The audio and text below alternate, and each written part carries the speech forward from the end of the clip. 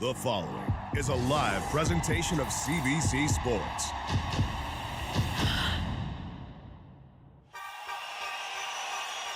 Another classic. When I say rattle and roll, your squad get cut down. Sweat, this is shut down, running a touchdown.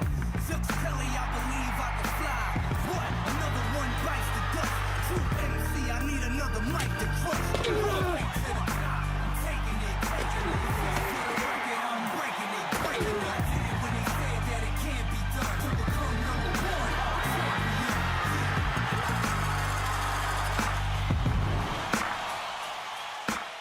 We're in the Limestone City today for the 59th edition of the Vanier Cup. The best youth sports football team in the nation will be crowned inside Richardson Stadium on the grounds of Queen's University in Kingston, Ontario.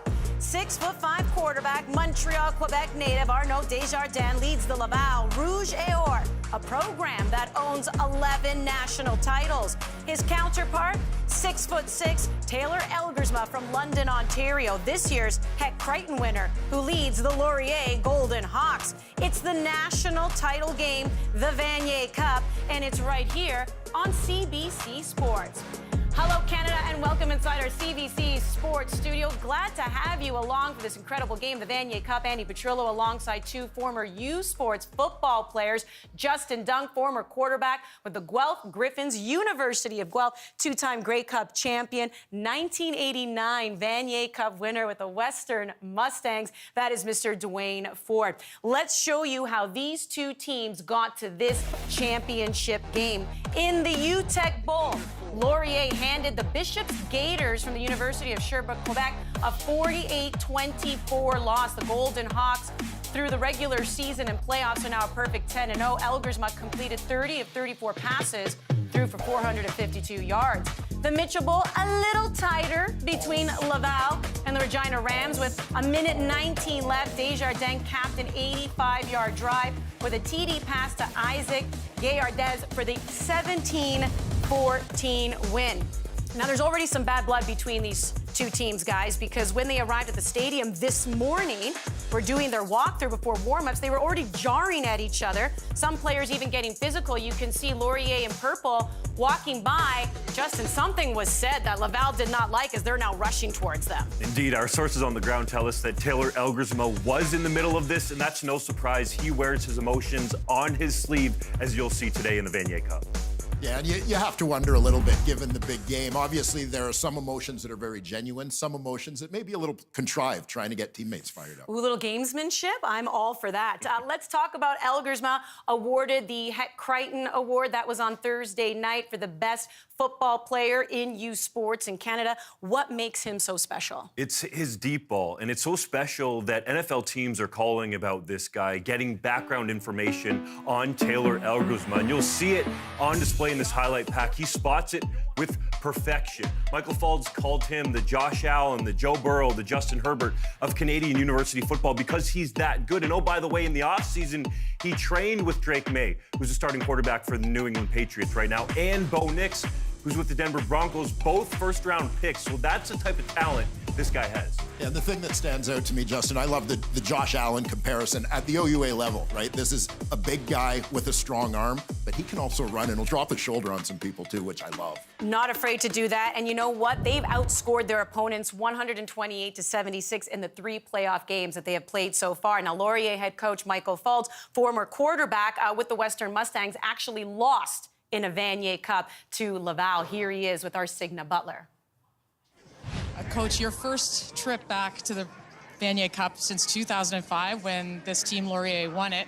How important is it for your program to be here at the national stage? Yeah, it's important. You know, I'm excited for our coaches, excited for our student athletes and players, excited for the Laurier community. As you mentioned, it's been 19 years, and you can see in Kingston the last couple of days a sea of purple and gold. So everyone's excited, past alumni, the community of Kitchener-Waterloo, and ultimately our players.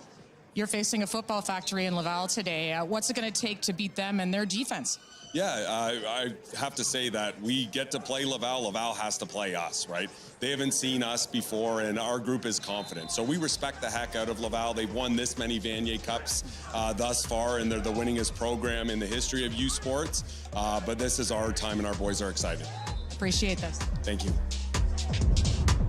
Laurier, great offense. Laval, great defense. Regular season, they win 7-1, and they allowed the fewest points against, 106. So let's look at two of their defensive linemen in Yohan Mienge and Thomas Gosselin. Yeah, and these two guys are monsters, right? Over 600 pounds of beef in the middle of that defensive line.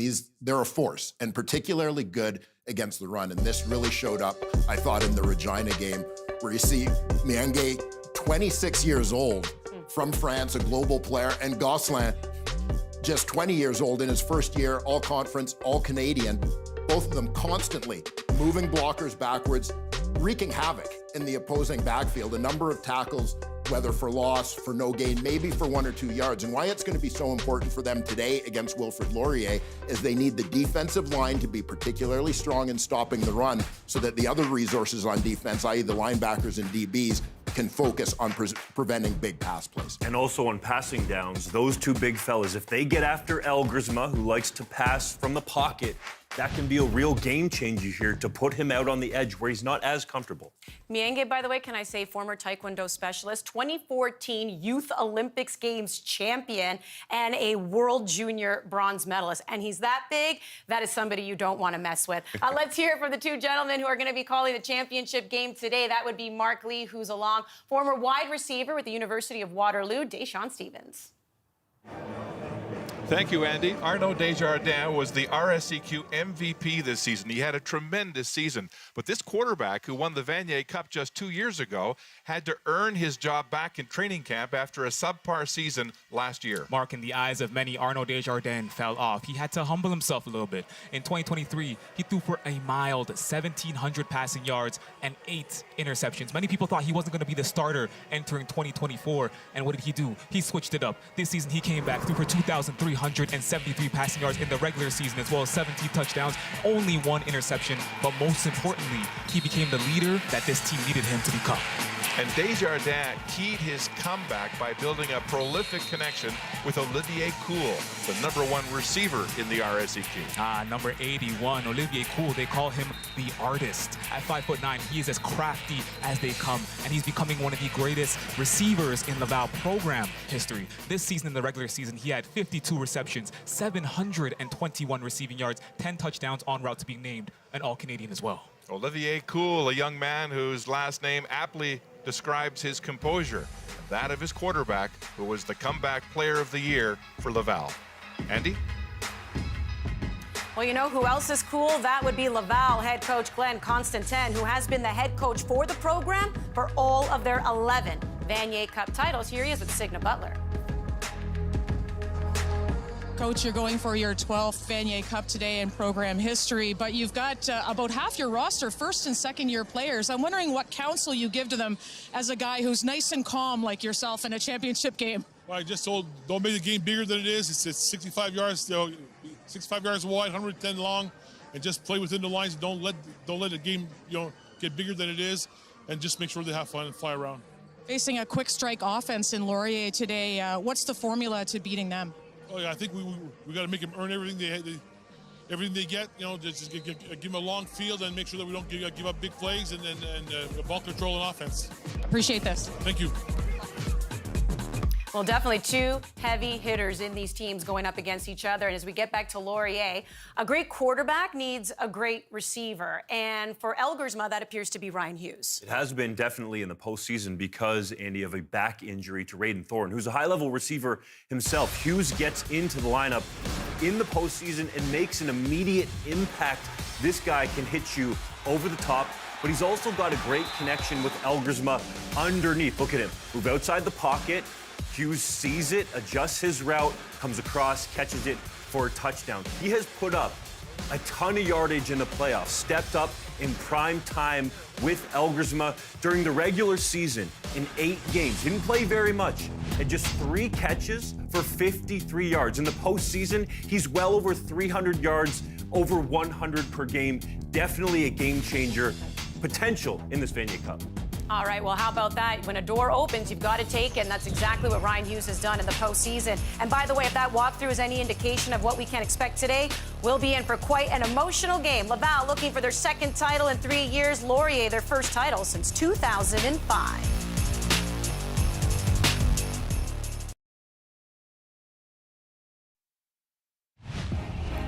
It's the last football game to be played in Canada. It's the U Sport national title. It's the Laurier Golden Hawks versus the LAVAL Rouge et Or. In Kingston, Ontario, taking in the action on the sideline is Signa Butler. Signa. Well, we have definitely November football weather today. After 3 days of rain, it is a crisp 3 degrees. Neutral winds in the sky, a little bit of swirling in Richardson Stadium, but boy, do we have the fans. We got the WILFRED Golden Hawks behind me, WILFRED Laurier Golden Hawks. On the other side, we got the LAVAL Rouge et Or. The fans are in full effect for these two teams. Well, Laurier, they're undefeated on the season. Their coach's motto to go 1-0. They go 1-0 today. It's the Vanier Cup. And as for LAVAL, they're battle-tested. Had to go through Montreal, the defending champions. Had to go through Regina last week. It's going to be a fantastic football game and about 8,000 fans on hand today as we send it back to you, Andy. Yeah, hearing it's a sellout crowd. You got the cheerleaders behind you and everything as well. Going to be a great atmosphere. And Elgersma isn't one, by the way, the quarterback for Laurier, to hold back his emotions. And his head coach doesn't want him to, especially since they keep on winning. He's very emotional, but you know what? He actually plays his best when he is. So I would try to reel it back in if it was affecting his play. But when the ball is snapped, he is the calmest I've ever seen. It's in between plays, it's before the game, it's at halftime that he gets really riled up. This was earlier this morning, Elgersma letting it all out, or perhaps just getting started, building up his energy. Wait, there's got to be one more, right? One more. Is he going to let it out? Yeah, he is. All right, someone else on the panel, by the way, gave into his feelings when he was playing. Let's go back to 2009, Guelph versus Western. Our guy, Justin, the quarterback. What'd you do after this play, my friend? You know, big homecoming crowd, over 10,000 people. You score a touchdown to go up over your rival, Western. Yes, Dwayne, that's right. And then you get excited. You might say a four-letter word into the camera. But I think you have to keep those emotions in check during the play, as Michael Foltz said. Yeah, what are you expecting today? I think he's going to control his emotions. That's going to be the key. Control what you can control. That's one of those things. All right, well, we love this. Here we go. It's the Vanier Cup between the two best U Sports football teams in Canada. Mark Lee, Deshaun Stevens with the call. Laurier and LAVAL have never met in the Vanier Cup until today. The only unbeaten team in the country, the Golden Hawks, face a team they've never beaten, the mighty Rouge et Or, in the 59th Vanier Cup from Richardson Stadium in Kingston on the breezy shores of Lake Ontario. Glenn Constantine has won a record 11 Vanier Cups, 1 as a defensive coordinator and 10 as the head coach of the LAVAL Rouge et Or. Since 1999, his team has been a fixture in the championship game. Michael Foltz makes his first appearance in the Vanier Cup as a head coach, guiding the unbeaten Golden Hawks to the title game. He's faced LAVAL twice in his career, once as the star quarterback of the Mustangs, losing in 2008 to LAVAL in the Vanier Cup, and then in 2016 losing again as head coach to LAVAL in the UTEC Bowl. Felipe Forteza will kick off. LAVAL won the toss, elected to defer, and it will be Ethan Jordan at his own 12-yard line, getting outside, has a seam, and the first-team All-Canadian is rocked after a short return of about 10 yards on the play. Here comes Taylor Elgersma, the Heck Crichton winner as the most outstanding player in U Sports football this year. Led the country in passing, 3,304 yards during the regular season, 32 touchdown passes in 11 games, regular season and playoffs combined. He has a potent offense. The 6'6" pivot for Laurier goes to work on the opening play of this championship game. Elgersma with play action. He'll outlet the pass to Raiden Thorne, and Thorne, returning to the lineup after missing 2 games with a back injury, has a gain of almost 10 yards, and there's our first flag on the play in the opening play of this offensive series. Trying to get the ball in Raiden Thorne's hands early. Take a look at this starting offense. Of course, we have the Heck Crichton Award winner Taylor Elgersma and this electric passing attack. Ethan Jordan, the nation's leading receiver. Leomi Ajitaleo, Ryan Hughes, who's had an amazing playoff run so far, and a big offensive line up front. Objectional conduct. Laurier, number 18. Second down. Kevin Baird, the top official in the OUA this year, refereeing proceedings here at this Vanier Cup. and calls an objectionable conduct penalty. And so it's 2nd down and 10 to go as they go right back to the 29-yard line. 2nd and long now for this vaunted Laurier offense. But they've never faced a defense as good as Laval's. Elgersma will drop back, has time, loading the ball up, looking deep for Jordan, and it's just outside his reach. Ethan Jordan, who led the country with 1,000 yards receiving this year, just missing on that deep corner route. And Laval set pressure off the ledge. They rushed 5. Ethan Jordan ran the corner route. He had the safety beat, Delalay beat. And of course, you see right there, Taylor Elgersma was able to put the ball in a good spot. Ethan Jordan not able to get there. Incomplete pass. Dawson Hodge, an end-over-end punt taken by Guillaume Cochon at his own 48-yard line. Not much room to move there. A short return for Laval's leader on all-purpose yards.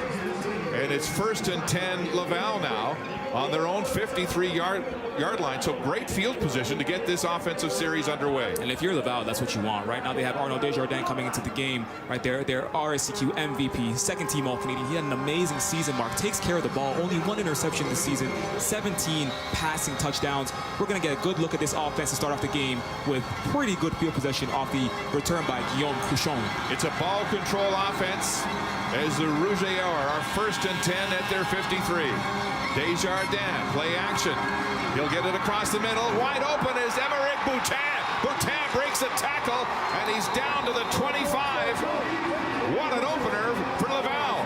That's what you want if you're the Laval Rouge. Or on that play, Emerick Boutin came out of the slot, ran the post over the middle of the field, and there was a hole right there in the zone. Arnaud Desjardins finds Boutin. He's able to break 1 tackle, find the 1st down. Laval stays in no huddle. The ball's away again. This time it's Isaac Desjardins, and Desjardins loses the football, then back on it quickly.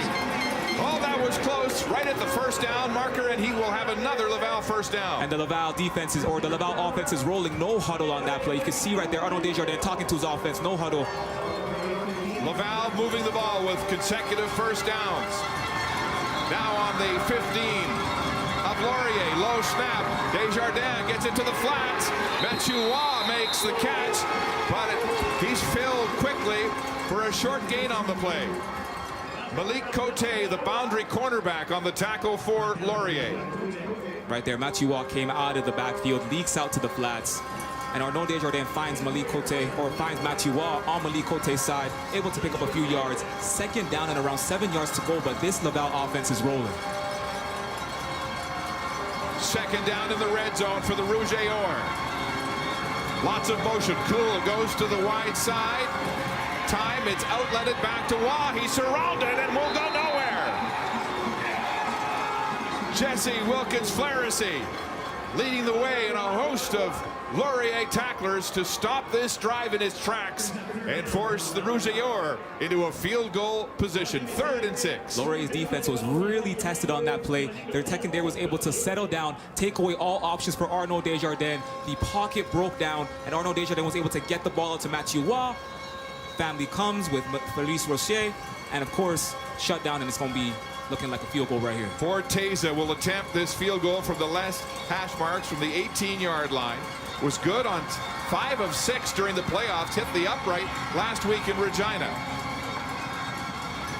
Forteza, ball is up, kicked, and good. And so the Laval Rouge Or hit the scoreboard first. Driving into the Laurier red zone as Desjardins Rouge Or put the 1st points up on that 18-yard field goal.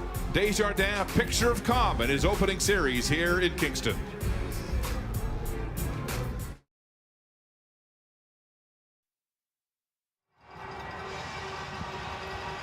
First down, Laurier at their own 35. Elgersma, the back-to-back OUA MVP and this year's Het Crichton winner, at the controls on his 2nd series of the game after a 2-and-out to start this Vanier Cup. Big crowd here, a full house at Richardson Stadium.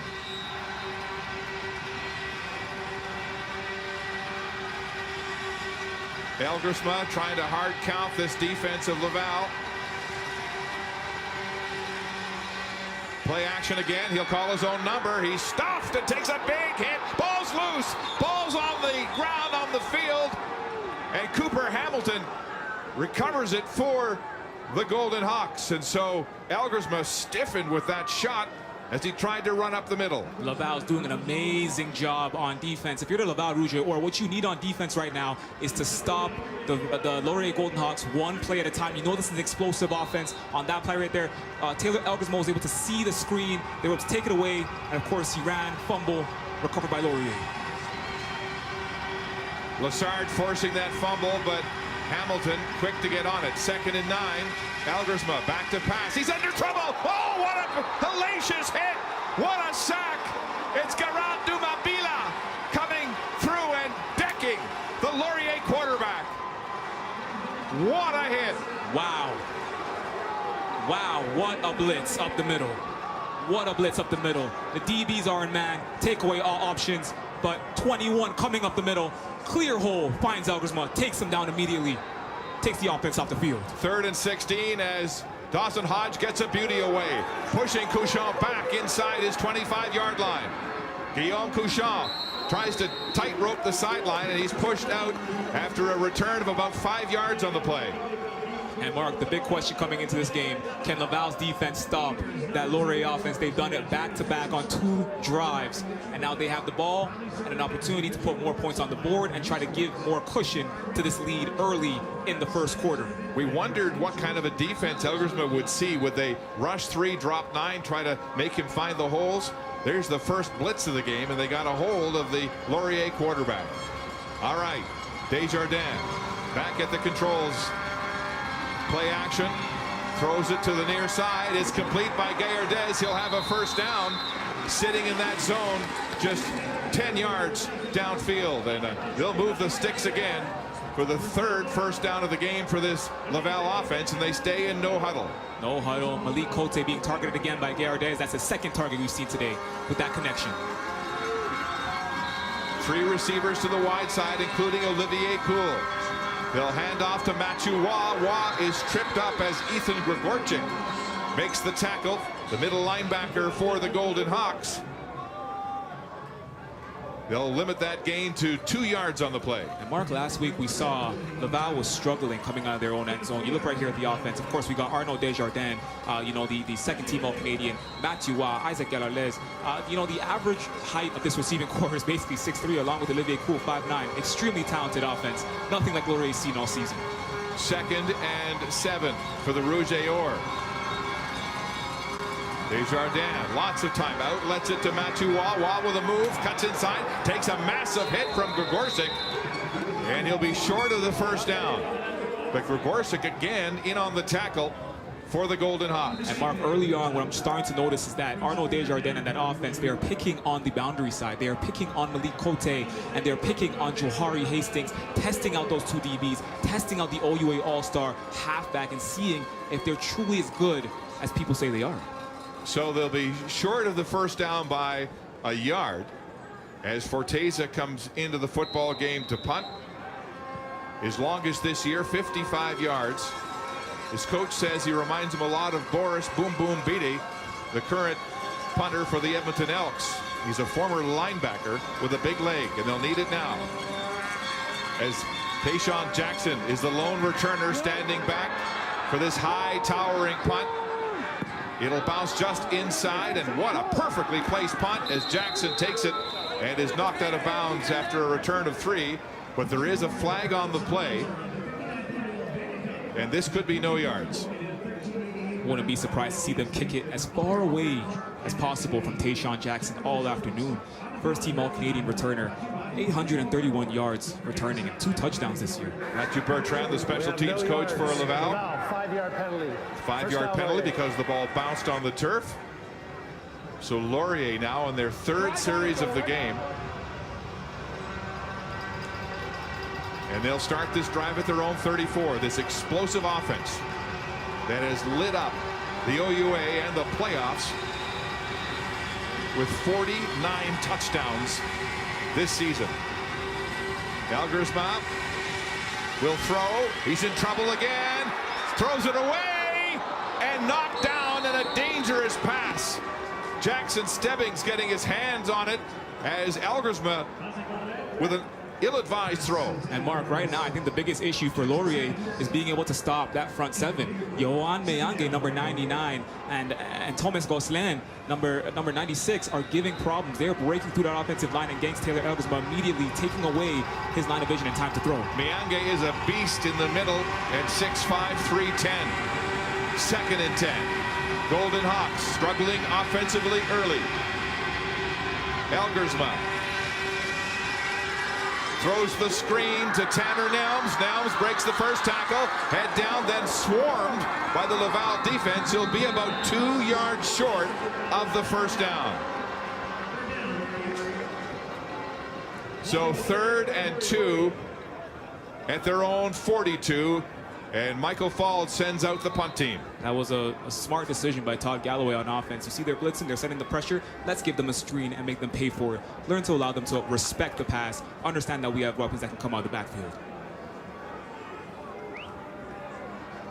So Elgersma trying to undo that pressure with the screen for that 8-yard gain.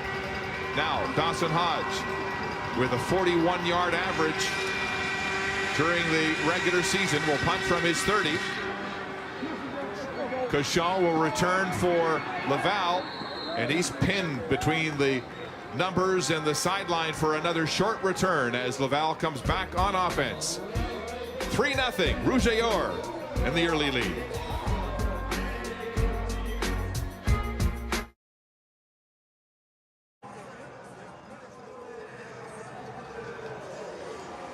Welcome back to the 59th Vanier Cup on CBC. Well, Coach Glenn Constantine got a big boost to his coaching staff this past year with the addition of tight ends and fullback coach Anthony Auclair. Auclair, of course, won 2 Vaniers as a player with Laval, then went on to win a Super Bowl with Tom Brady and the Tampa Bay Buccaneers in 2020. Talked to him yesterday, and he said he absolutely loves his new role. Makes him feel young, of course, and he's had a huge impact in their utility game. He's especially impressed with Emeric Boutin, who he said has that triple threat, the size, the speed, and the block, and that big one on their first drive.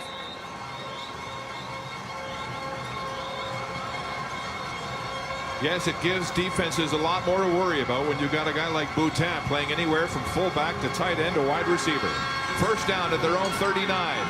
Desjardins gets the ball away to wide open Mathieu Waugh, and Waugh will have a first down as he picks that up in the flats and has a 14-yard gain on the play. Already seeing how multifaceted this offense is. Mathieu Waugh, the starting running back, comes out the backfield, comes into the slot, becomes a receiver, finds him in the flats, and is able to help move the chains. Ball now at the Laval 53 as the Rouge stay in no-huddle offense the way they've started this football game. The handoff is to Waugh, the diminutive running back, and he's wrapped up instantly as Caruso makes the first contact. The rush end from London, the 5th-year man, in his final U Sports game. So they'll hold that to a 2-yard gain, make it 2nd and 8 for the Rouge. And this no-huddle offense that we're seeing from Laval is not really something we've seen all season. Looks like they're bringing out for the first time here today at Vanier Cup, trying to keep that defense on their toes, on their heels, uncomfortable. 2nd and long. Desjardins against a 4-man rush. It's a screen pass. Cochon makes the catch. He's upfield. He'll have the first down. Breaks the initial tackle. Stays on his feet. And finally crosses the 40-yard line. Tristan Miller managed to get him by the shins. But what a great finish by Cochon, who had 703 yards to lead the RSEQ all-purpose this year. And Laurier was playing a flat cover 1. Johari Hastings, number 25, was over the middle by himself. Gives it to Cochon, and there's nobody there. It's just all open space. Easy first down for Cochon. First down, Laval at the Laurier 39. Play action. Desjardins with all kinds of time. He goes back to the flats, and it's Waugh making the catch as Jesse Wilkins-Flaherty in on the tackle for Laurier in a short gain of about 2 on the play. Great coverage by the Golden Hawks. Yep, that big offensive line was doing their job of giving Arnaud Desjardins time. But yes, that secondary took away all options downfield, forcing Arnaud Desjardins to go to his check down, and Wilkins-Flaherty is able to clean up like he's been doing early on in this game. 2nd down, Laval. So it's a gain of 5 on the play to Waugh, 2nd and 5. Rouge. marching again here on offense.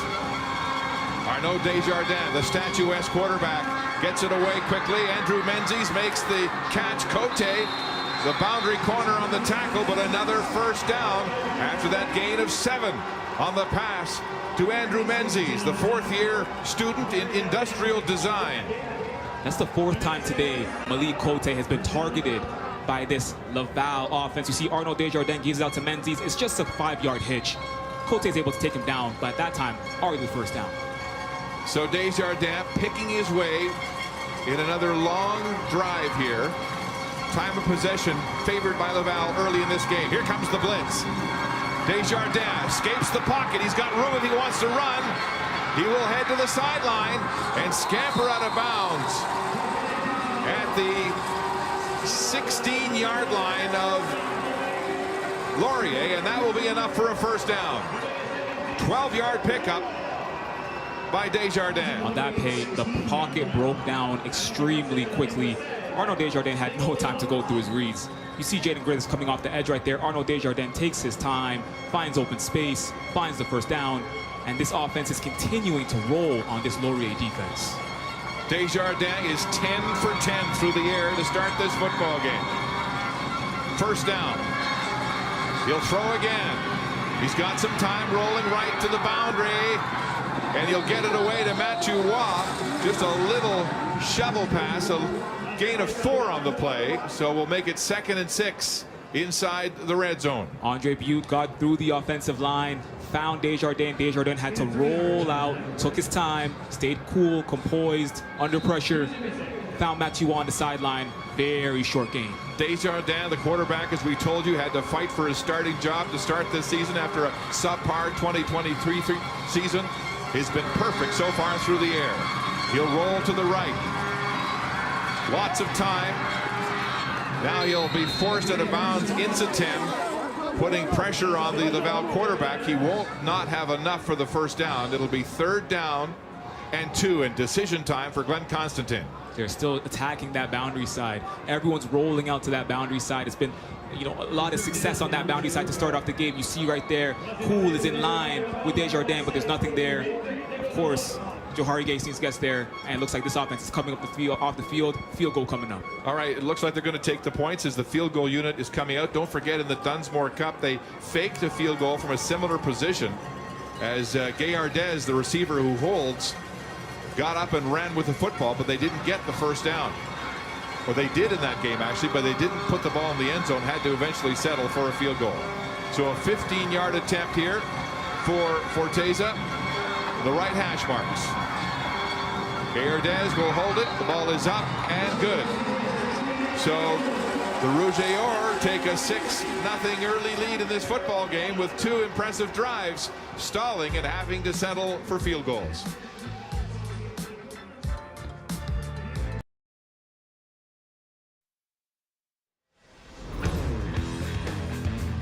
Laurier back on offense for the 4th time this afternoon. They've yet to get a first down against this stout Laval defense. Yeah, Marcus, that Laval front 7, it's Yohan Niang, it's Thomas Gosselin, it's Justin Cloutier. They are bringing the pressure to Taylor Elgersma. They are making him uncomfortable. They're giving him no time to go through his reads. And of course, they prevented this Laurier offense from achieving at least 1 first down as we approach the end of the first quarter. Amazing defense from this Laval. First down at the 35-yard line of Laurier. Time of possession favoring Laval. They're up 6-0 in this opening quarter of the Vanier Cup. Elgersma has been hit hard so far in this football game. He'll hand off to Tayshaun Jackson.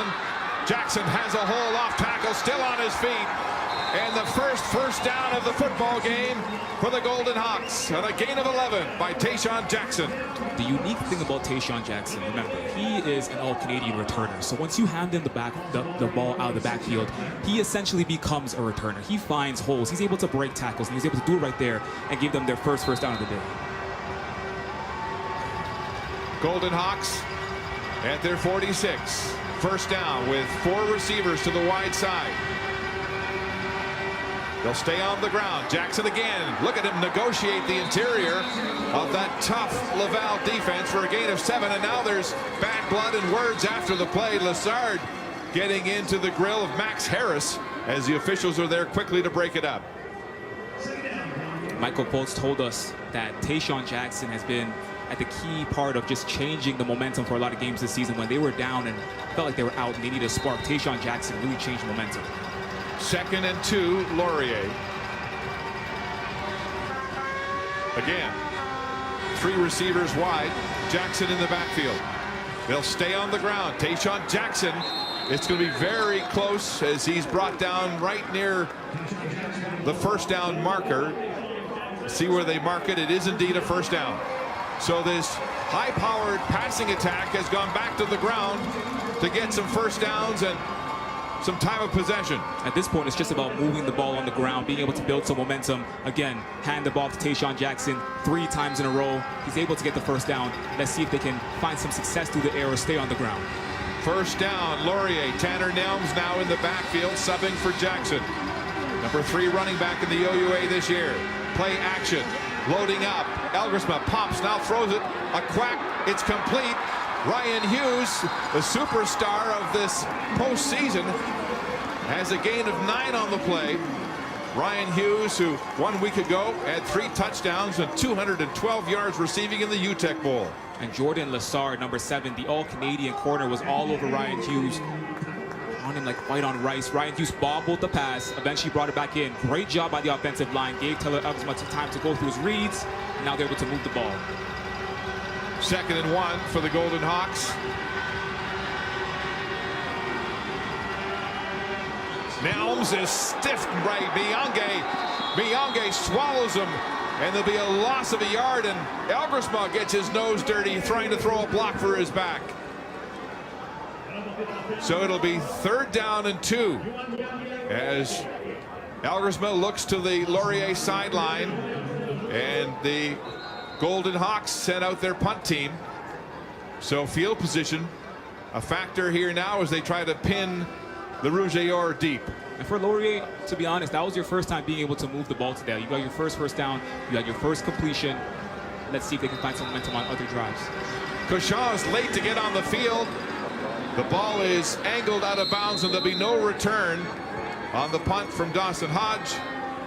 And they will mark this out of bounds at the 17-yard line.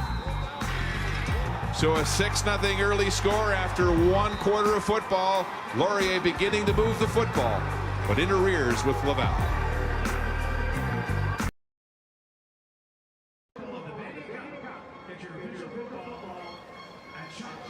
Back at Richardson Stadium after 1 quarter of play, let's have a look at the first quarter statistics brought to you by Wilson, makers of the F2000, the official football of U Sports. Pretty one-sided in favor of Laval. Mark, if you look, time of possession is really even down the middle. Both teams have around 7 minutes time of possession. The difference here, Laval is able to move the ball down the field while Laurier is struggling. That Laurier defense is doing their job, have limited this Laval defense to only 6 points, or Laval offense to only 6 points, but their offense needs to be able to put some points on the board in this quarter if they want to keep up with Arnaud Desjardins and that passing attack. And almost half of that Laurier time of possession was on that last drive, their 5th offensive drive of the football game. So this is where the Golden Hawks want Laval's offense, deep in their own zone. First down at their own 18-yard line. Desjardins has been absolutely perfect. Here's a shovel pass to Olivier Cool. Cool, the artiste, makes a nice move, gets outside, and he's shoved out of touch by Jaden Griffiths, the Sam linebacker for the Golden Hawks, but not until a gain of 15 and a first down. And this is how crafty and elusive Olivier Cool is. You're able to use him as, of course, a running back. Jet sweep out the backfield. Big play right here. You see the block right there by Arsenault, able to give him more yardage, pick up that first down before Griffiths gets him and forces him out of bounds. First touch of the day for Olivier Cool, the leading receiver in the RSEQ. Desjardins is 12 for 12. Make it 13 for 13 as Guillaume Couchon moves upfield on that catch. He'll be close to a first down. Tackle on the play by Jesse Wilkins-Flaherty. Gain of 8. Arnaud Desjardins, like you just said, he's playing a perfect game so far. He's taking care of the football. He's being patient with his receivers, letting routes unfold and finding them at the right time. He was able to do that right there with Couchon, who bounces out into the backfield, picks up the pass, couple yards. Make it 2nd and 2. Laval Pressure up the middle. Alex Duff is going nowhere. Wilkins Flaherty again making the tackle for this Laurier defense. It'll be a loss on the play. A loss of 1, 3rd and 3. And Laurier gets the Laval offense off the field. Jesse, Wilkins Flaherty has been huge for this defense today. You see him get into the backfield right there and is able to take out Duff right immediately, prevent any gain, prevent any yardage, get them off the field, and get that ball back into the hands of Taylor Elgersma and your offense. You need that right now if you're Laurier. Tayshaun Jackson is back to return.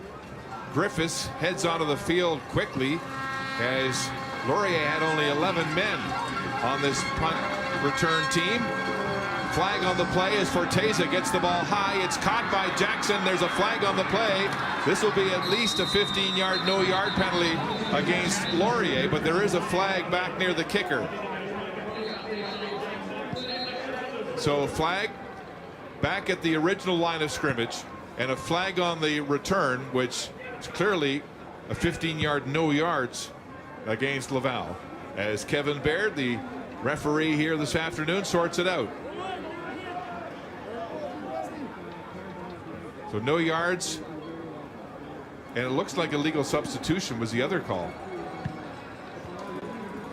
Both going against Laval.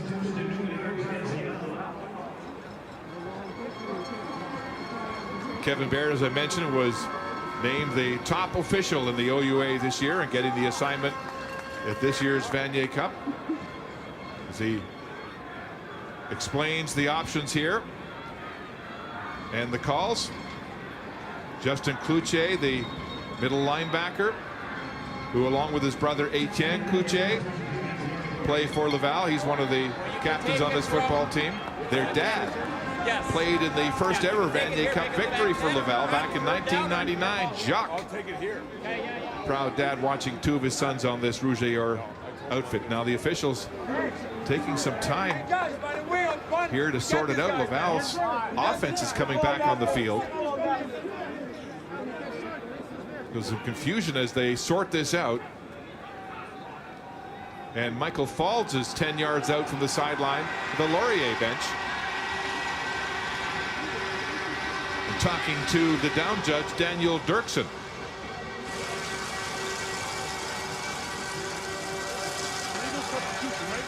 So Baird and the side judge, Jake Webb, finally got it sorted out. Illegal substitution, Laurier. No yards, Laval. The difference is we're going back 5 yards, repeat third down. Right, so it was 33 Griffiths who was late on the field. They called that against Laurier. And we do recall Couchon was late to get on the field for a punt return, but there was no call on that play. So the ball will move back 5 yards, and they'll repeat third down, make it 3rd and 8 for the Rouge-Or. In this low-scoring Vanier Cup, with Michael Faulds and his explosive offense kept in check so far by a Laval defense that has shown early pressure against the Heck Crichton winner, Taylor Elgersma. So Forteza, that big leg, his longest this year, 55. He'll need all of that as he stands at his own 20. Tayshaun Jackson is the lone returner for Laurier at his own 29.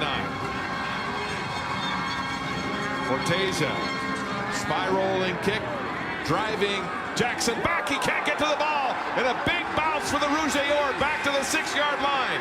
Jackson swarmed, beats the first contact, but is driven back to his goal line. Well, flag on the play. Flag on the play, a 73-yard punt by Forteza, as the elusive Tayshaun Jackson, who's taken back 2 kickoffs for touchdowns this year, was forced back to his 1-yard line. Amazing coverage right there by Laval special teams unit. They're able to contain Jackson, let him go to the left, follow him, breaks one tackle. Is that a face mask? There might be a face mask, and they're able to take him down his 1-yard line. This is going to be a long drive for this Laurier offense.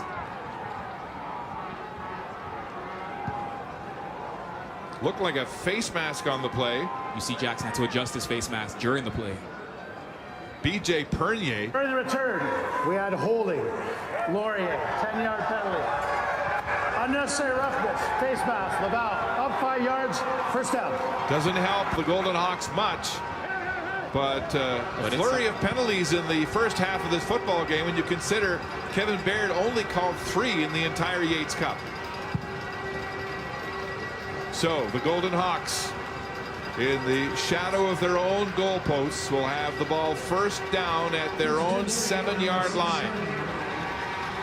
Elgersma has not been able to showcase his big arm so far in this football game, facing all kinds of pressure from the Rouge. They'll play it safe. Nelms slipping tackles, moving upfield on the ground on that first down carry. And he'll have 6 yards on the play. Backed up into your own end zone. What you want to do is you want to run it out, create some space, create some cushion. They handed it off to Tanner Nelms. He follows Cooper Hamilton right there, finds a hole and is able to pick up 6 yards. 2nd and 4. As Elgersma sends 4 receivers to the far side of the field. Nelms, the lone man in the backfield. He'll get the ball on the handoff into the teeth of that Laval defense and stuffed. Christophe Saint-Hilaire makes the tackle from his linebacking position for Laval. And now Laurier, will they give up 2 or will they punt it away? That's good. We'll check right here. But they have quads to the left. And you see right here, Christophe Saint-Hilaire, number 3, comes off the edge, is able to find the hole and shut down Tanner Nelms for no gain. Saint-Hilaire led Laval with 4.5 sacks this year, was their 2nd best man in terms of tackles with 30. That was big. Only in his 2nd year. And it will be Dawson Hodge conceding a safety here as field position favoring Laval. And so it's still a 1-score game as the Rouge go up by 8 early in the 2nd quarter of the 59th Vanier Cup from Kingston.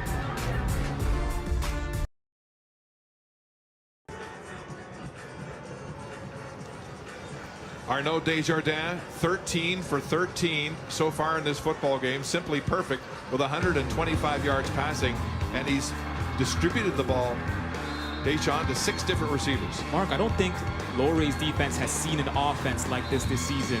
So many weapons, and Arnaud Desjardins really spreading the ball around, moving the ball around out the backfield into the flats. Really efficient day so far for Laurier and Laval. 1st and 10, Rouge at their own 35-yard line. Here comes pressure. Ball is away. It's complete to Olivier Cool. Yes, he's in bounds. And a gain of 6 as he crosses the 40-yard line. Olivier Cool, the leading receiver in the RSEQ. In the playoffs, he continued to light it up with a touchdown catch in the Dunsmore Cup. Another one in the Mitchell Bowl. He is elusive, and he's the next man up after Kevin Mittal left for the CFL and the Argos, catching a Grey Cup touchdown pass last weekend for Toronto. 2nd and 4. Desjardins will throw again. It's complete. Alex Duff, and he'll be short of the first down. Stopped by Paul Legali, and a great fill from the secondary for the 2nd-year man out of Edmonton. So 3rd and less than a yard as Desjardins comes out and the heavy team comes in, and here comes William Tremblay, number 32. He's a 2nd-year player out of Rimouski. He was a quarterback in CEGEP, but they use him as a wildcat quarterback in these short yardage situations. Tremblay pushing the ball ahead, and he'll have the first down. Look at the scrum after the play, and what a battle as Tremblay moves even further upfield. William Tremblay with 4 touchdowns in the RSEQ playoffs this year on 4 touches, then fumbled last week in the Mitchell Bowl in his only touch in that game, but he moves the sticks for Laval and a first down. Mark, he's a gadget. He's a big body. He's a huge player for them. And, you know, him being along with Emerick Boutien, they're tight ends that have worked with Anthony Auclair all season to add another dynamic part of this offense to give Arnaud Desjardins more weapons. The 9th first down for Laval in this football game to 2 for Laurier. Play action. Desjardins in trouble. He'll get away from the pocket, being pursued by Griffiths, and he'll get out of bounds at the Laurier bench as Gregorczyk chases him to the line of scrimmage. They'll give him maybe a yard on the play as the Golden Hawks came after the flashy quarterback. This Laurier secondary is doing an amazing job of locking down these Laval receivers. If you really think about it, aside from the big pass over the middle by Emerick Boutien in the first quarter, no big gains have been allowed by this Laurier secondary deep into the second quarter. You would have thought this would be a defensive battle in this Vanier Cup. 2nd and 9. Desjardins gets the ball away. It's complete to Gaillardes. He'll break the tackle and get a first down. Across the Laurier 50-yard line. Isaac Gaillardes, one of a handful of veterans who played in the Vanier Cup 2 years ago for Laval. And you know what? This Laval passing attack, what they're realizing, deep routes are being taken away. Let's run hitches over the under. And you know what? If you're Laurier's defense, you'll allow that. You'll allow the passes under to take away the big passes over the middle and over the top to prevent the touchdowns. Of course, a first down, but this Laurier defense is doing a great job of letting this Laval offense earn these yards. It's a gain of 13 by Gaillardes. Waugh in it, running back. He'll get the handoff, nowhere to go as he swallowed Gregorczyk and Jerry Theodore wrap him up. Theodore, that 23-year-old rookie, playing for only the 2nd time this year. He dressed last week in the UTEC Bowl for the first time, number 90. For Laurier after breaking his foot on the first day of training camp, coming back to the fold here at playoff time. So it's 2nd and 8, 2nd and long again for Desjardins and the Rouge et Or with Waugh in the backfield. Olivier Cool coming to the boundary in motion. Desjardins across to Cool, or rather Couchon. Couchon with the catch and a first down inside the Laurier 30-yard line. Couchon coming back to this team in the playoffs last week in the Mitchell Bowl after missing a couple of games with an injury. It's a gain of 17. Couchon stays patient right there, number 82 in the slot. Lines up behind Gaillardes, runs the in route, beats Cote over the middle. Arnaud Desjardins finds him, beats Johari Hastings, picks up yards, first down Laval. 29-yard line. Desjardins in trouble under pressure, and he's sacked. Mateo LaQuintana brings down the Laval quarterback. He had a pair of sacks in the Yates Cup and 2 more last week in the UTEC Bowl, and adds his 5th here in 3 weeks. And the pressure from this Laurier front 7 throughout the first half has been very, very good so far in the second quarter. You're seeing LaQuintana gets in there. He gets a hand on Arnaud Desjardins. Desjardins tries to get away. The rest of the line comes through and prevents Desjardins from getting anywhere. Second down. Loss of 6. 2nd and 16. The 8th play of this Laval drive. Desjardins outlets the ball to Waugh. Waugh avoids the first tackle and then is knocked down as Jesse Wilkins-Flaherty makes the tackle. Waugh is only 5'9", 177 pounds, and is no match for the interior of that Laurier defense. 3rd and 9, and there's an injured Golden Hawk on the play, and it looks like it is Wilkins-Flaherty.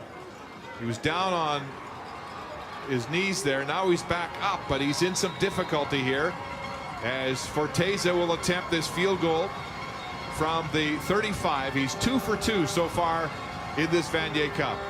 Felipe Forteza. Gaillardes with the hold. The ball is up and good. So the Rouge et Or extend their lead to 11-0 on the toe of their kicker, Felipe Forteza.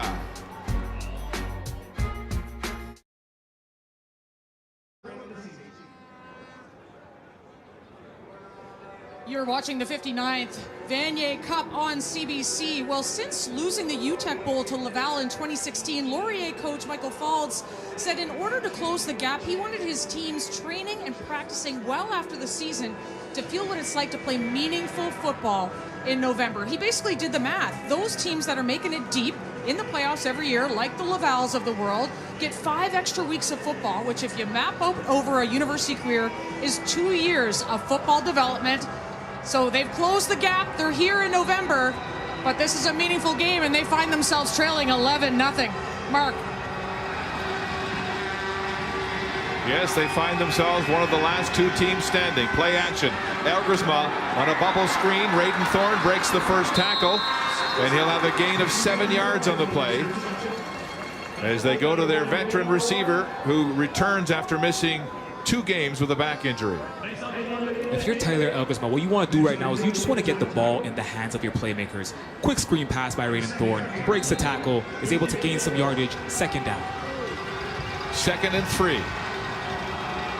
Golden Hawks trying to get something going on offense with only 2 first downs so far in this first half. Play action, lots of motion. Ethan Jordan, their leading receiver, has the catch and a first down for the Golden Hawks.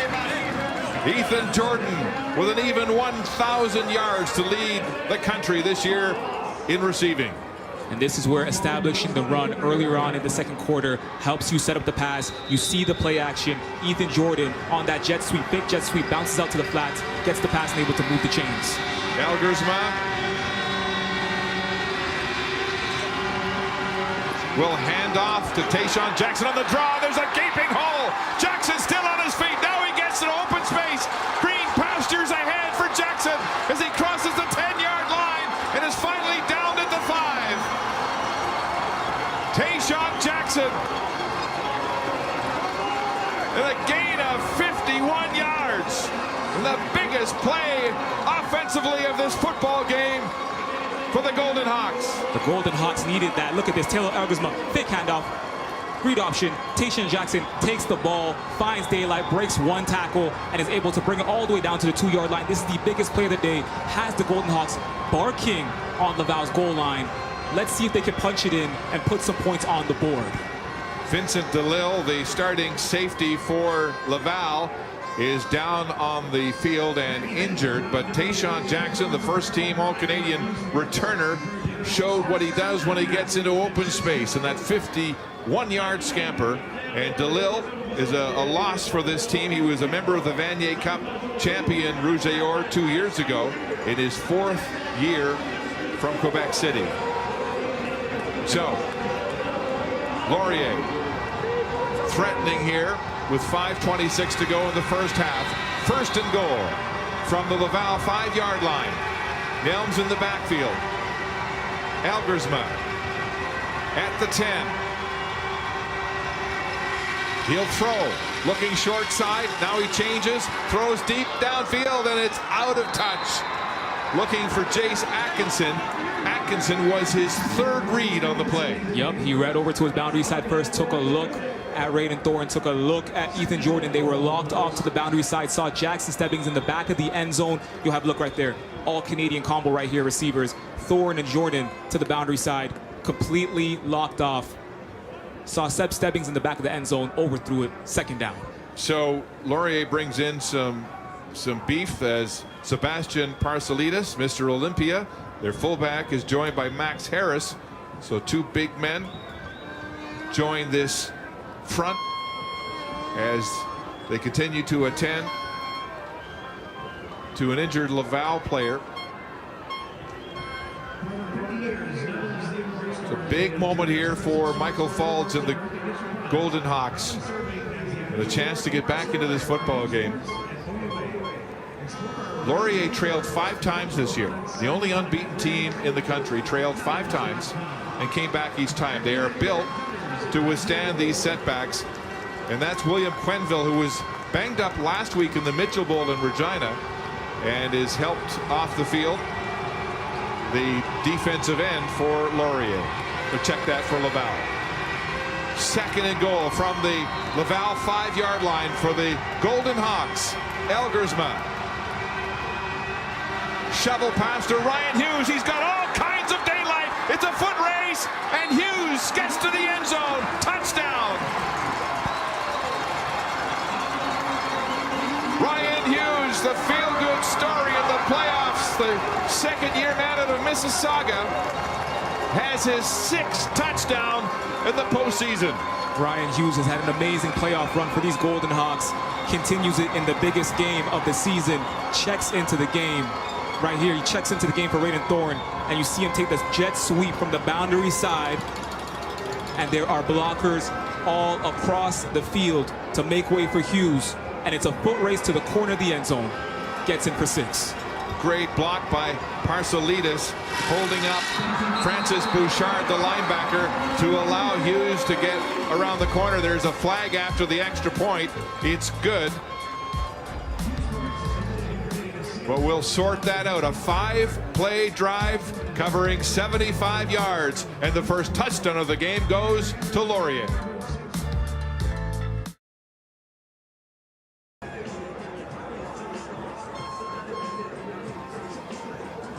Golden Hawks are back in this football game after that 5-yard toss from Elgersma to Hughes, and the first major of this game.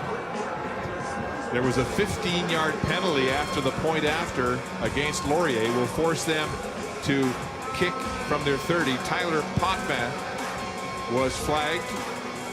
We didn't get the ruling, but it was against Laurier, and so they will kick from their 30 with B.J. Pernier back to receive along with Nathan Lacasse. And it is Pernier at his 21-yard line. Pernier straight up the numbers. And he's hit by Jaden Griffiths. First downfield on special teams for Laurier. And stopped at his own 38-yard line. So Laval goes back on offense after the first scoring drive of the football game by the Golden Hawks. 3 of their 6 first downs accounted for by Tayshaun Jackson. And Mark, Laval's offense has been able to move the ball down the field, but the one thing they haven't been able to do is reach the end zone yet today. And Desjardins has not thrown an incomplete pass in this football game. 18 for 18. There's 19 to Matthew Waugh. Waugh gets a seam and scampers across the 45 for a gain of 7 on the play. It was Waugh who came into prominence in that second half of the Dunsmore Cup with 72 yards on the ground. And Waugh was actually more useful last week in the Mitchell Bowl against Regina, having over 100 yards in all-purpose yards throughout the game, especially in the second half. So 2nd and 4 as Theodore checks in at rush end for Laurier. 6 defensive backs on the field for the Golden Hawks. Here they come with pressure again. Desjardins finds an open receiver and a first down.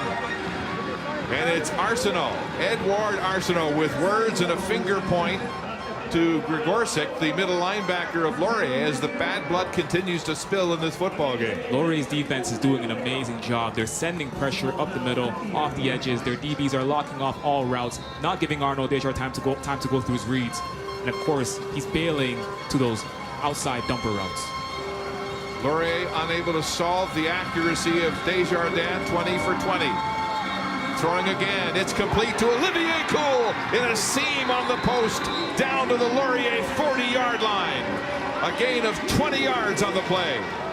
And the seam worked out very well for Laval last week. It was one of the big plays that they scored on Regina with in the second quarter. On this play right here, Olivier Cool is able to bounce out, run that seam. Arnaud Desjardins finds him for the first down. This will be the last play before the 3-minute warning here in the opening half. Desjardins with lots of time. It's away and complete. Couchon makes the catch and takes a big hit from Jahari Hastings. But another first down and a gain of 15 yards. So now Laurier's defense is sitting back in a zone, and the big thing about a zone is there's always going to be holes over the middle. Laval's offense is finding those holes and moving the ball. We're going to break. 22 for 22. Desjardins driving at the 3-minute warning.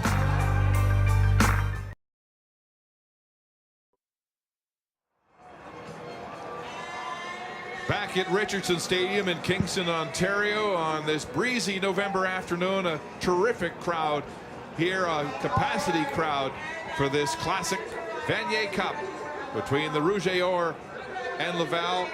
The Golden Hawks have traveled a lot of fans down the 401 to get here for this football game, and Laval also known for their great support on the road.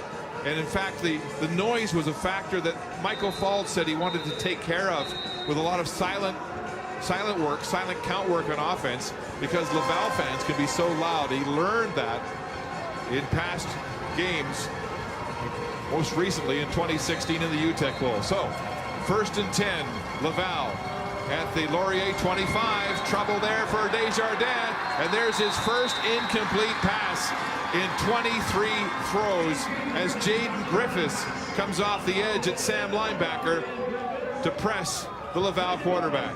Mark, you said it. Jaden Griffiths came off the edge, gave the pressure. Jaden Griffiths actually broke his thumb this season. His hand is like pretty clubbed up, but he's able to get a hand on the ball, tip that pass, and like you said, give Arnaud Desjardins his first incomplete pass of the game. 2nd and 10, Rouge. They've moved the ball, but they haven't put it in the end zone yet. Here's Desjardins. Down to the sideline, incomplete. Malik Cote breaking it up from his cornerback position. And so once again, the Rouge will stall. That ball was intended for Lacasse. And they've been testing Malik Cote all day. That's the 10th time they've actually targeted him today. And he's able to get in there, stay on Lacasse, get his hand in there, break up the pass, and take this offense off the field. Big play by Malik Cote, and they're going to need more of that from him today if they want to win this football game. Forteza is 3 for 3 in this first half. This from the 32, the right hash mark. As long as this year from 53. Forteza has it up. And good. So Forteza 4 for 4 and a safety, and it's a 7-point lead for the Rouge with 2.5 minutes to go in the first half. And Mark, again, they get to the red zone and they struggle to find the end zone. Laurier's defense today has been bend but don't break. They've been able to give up big passes, they've given up big runs, but they haven't given up touchdowns, and that's what's most important. And that's why they are still within 1 score of this football game as we approach halftime. Laurier has to take advantage of this opportunity. First down at their own 35. Remember, the Rouge won the coin toss. They'll get the ball to start the second half. As Tayshaun Jackson gets outside, and he's swarmed and fumbles the football. Laval recovers the football. Francis Bouchard recovers for the Rouge in a massive turnover here for the Golden Hawks. Unbelievable play by the All-Canadian Francis Bouchard. Tayshaun Jackson bounces to the outside. They gave him the ball. No surprise. Francis Bouchard follows him, traces him, gets his hands on him, and is able to strip out that ball. Christophe Saint-Hilaire also got in there.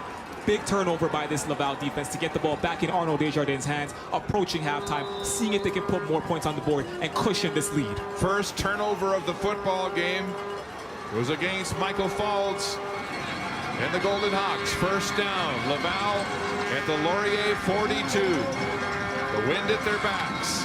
Desjardins back to throw, checks it off, and it's knocked down, incomplete.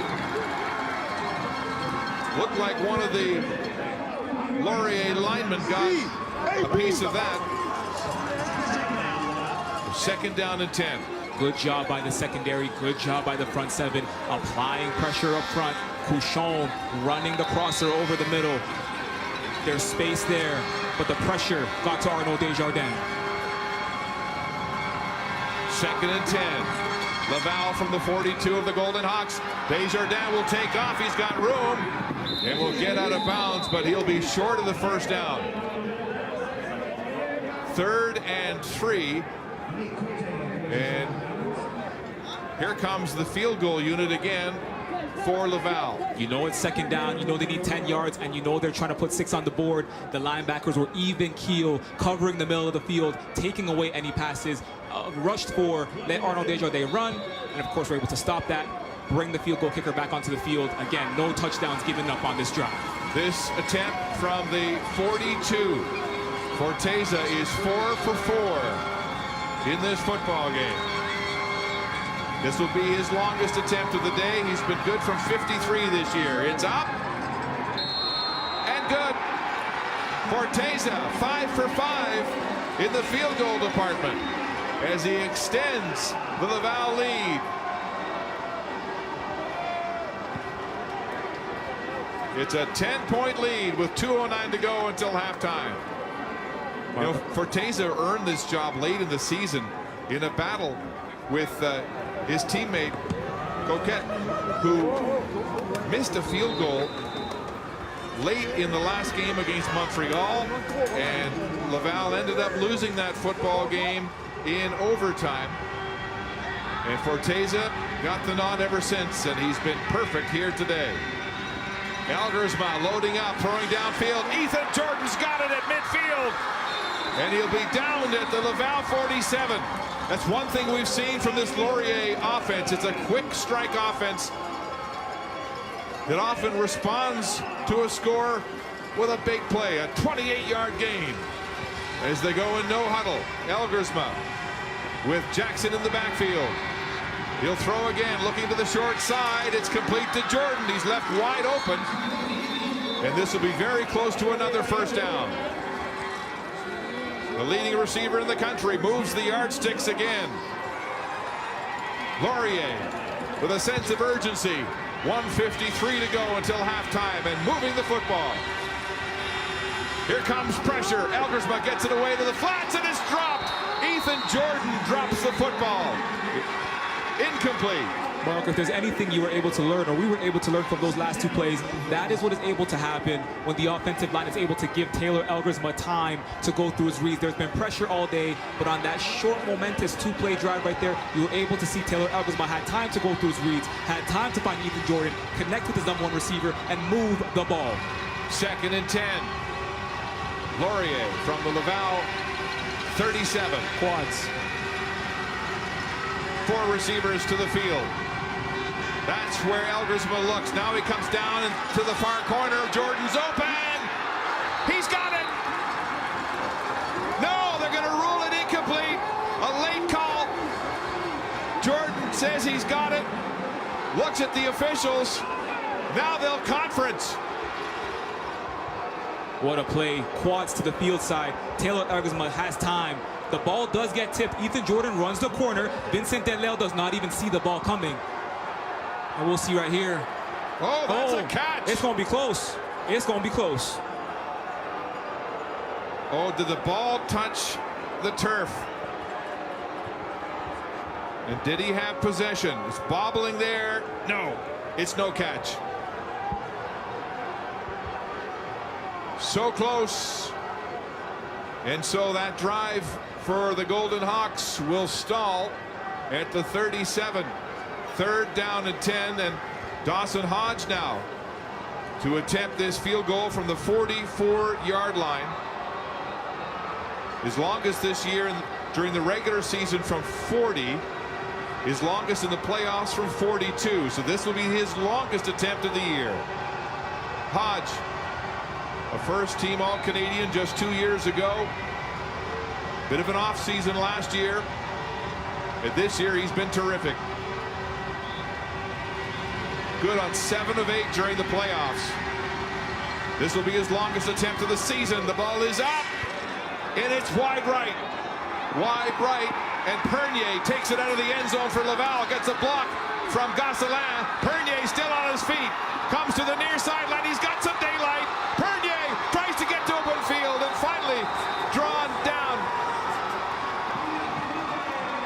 Ojaleo with a big tackle after a 57-yard return by Pernier on that wide 44-yard field goal attempt by Dawson Hodge. What a sequence of events. You think Laurier has momentum driving down the field. An incomplete pass forces them to go for a missed field goal, and suddenly now Laval, after a big return, is at the middle of the field with their RSCQ MVP about to take the ball with 1 minute and 21 seconds left in the quarter, in the half, trying to put more points on the board. 1:21 left in this first half. Desjardins Hands off to Waugh. Waugh gets outside and is driven out of bounds by Malik Cote. He'll have a gain of about 5 yards on the play. Make it 2nd and 5, Laval. And if you're Laurier's defense, the last thing you want to do on this drive is give up points. Remember, Laval's offense will get the ball coming out of the half. So you don't want them to score going to halftime and get the ball again coming out in the third quarter. 1:15 to go. Both teams have got 2 timeouts. As Desjardins will throw. Now he'll roll, he'll run. And takes a big hit as he goes down. He'll be close to the first down. But what a hit on the Laval quarterback. As he took a shot right in the back. It'll be 3rd down and a good 2 at the 50. It's outside of Forteza's range. It would be a 57-yard attempt, and Forteza will come out to punt. Successful 2-play stand by the defense. Don't allow the offense to move. Force them to go 2 and out. Get the ball back into your offense's hand with 1 minute and 8 seconds to go in this half. And the clock is ticking. Less than a minute to go until halftime. Forteza stands at his 45. Tyson Godin and Tayshaun Jackson to return. It's a shank punt. It bounces at the 25 to Jackson, who gets it on the first bounce and scoots out of bounds. And Laurier will have the ball at their own 33 as they go on offense with 45.1 seconds to go until halftime. So, Mark, even though that last drive ended in a missed field goal, it was a pretty good drive. You got the ball to Ethan Jordan 2 times in a row. You had a chance on 3rd down to extend the play. Laurier had some momentum on that drive. For the first time, it seemed like the Laurier that we've been seeing all season. Elgersma has been good on 8 of 13 attempts for 88 yards so far in this football game, well below his standards. They'll play action, ball's away. Rexon Stemmings makes the catch, and he'll have the first down for the Golden Hawks after a gain of 12 yards on the play. Stebbings, 2nd-year athlete out of Surrey, BC. No huddle offense with clock ticking. 35 seconds to go in regulation in the first half. Elgersma is swallowed as he tries to run up the middle. Thomas Gosselin makes the tackle. The freshman can bench press 225 pounds 36 times in a row. That's how strong that kid is. I wish I could do that. Laurier has called a timeout. The gain of 1 on the play. 2nd and 9. This front 7 for Laval being able to shut down the run. Thomas Gosselin was a problem last week for Regina. Christian Katende and that rushing attack along with Yohan Miyange. Early on in this game, they've had some success. They've led up a couple of big runs. Famously, of course, to Tayshaun Jackson that we saw earlier in the quarter. But on that play right there, they were able to be disruptive, take away all options from Taylor Elgersma, get in his face, get physical. We haven't seen many front 7s do that this season with this Laurier offense. Make Taylor Elgersma uncomfortable. Force him to get the ball out of his hands earlier than he wants to. Force him to go through not all of his reads, maybe 2 of his reads. Laval's defense is doing that. Elgersma has passed for more than 400 yards 3 times this year. Right now sitting with 88 in this opening half. 2nd and 9. If they get close enough for a field goal, that would make it a 1-score game to go to the half. But they're well out of reach of Dawson Hodge. Stebbings again makes the catch, but they'll be short of the first down by about 3 yards on the play. Punt team coming out on the field for Laurier. Elgersma, look at him. He wants the ball. He wants it. He wants to go for it. He's such a competitor, such a battler. He's frustrated as he comes off the field.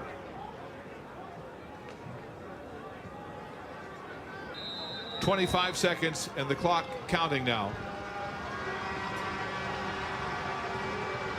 Dawson Hodge will have a good look at that play clock and take it right down. As Cochon stands back to return.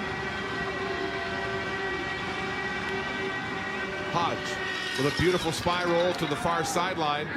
No return on the play with less than a second, 0.9 seconds to go until halftime. Interesting first half of football with Laval controlling the ball but unable to finish. And that quick strike Laurier offense having the game's only major on that 5-yard shovel pass to Ryan Hughes. Mark, if I had told you in the first half of this football game there would only be 1 touchdown scored, would you have believed me? Unbelievable. No, it's unbelievable. These two high-powered offenses haven't been able to click on a gorgeous day for football. So the ROUGE will take a knee, and that'll do it in the opening half of this 59th Vanier Cup. The ROUGE with a 17-7 lead on the 5 field goals of their kicker, Forteza. And the Golden Hawks on that Ryan Hughes touchdown will go to the locker room down by 2 scores here in Kingston.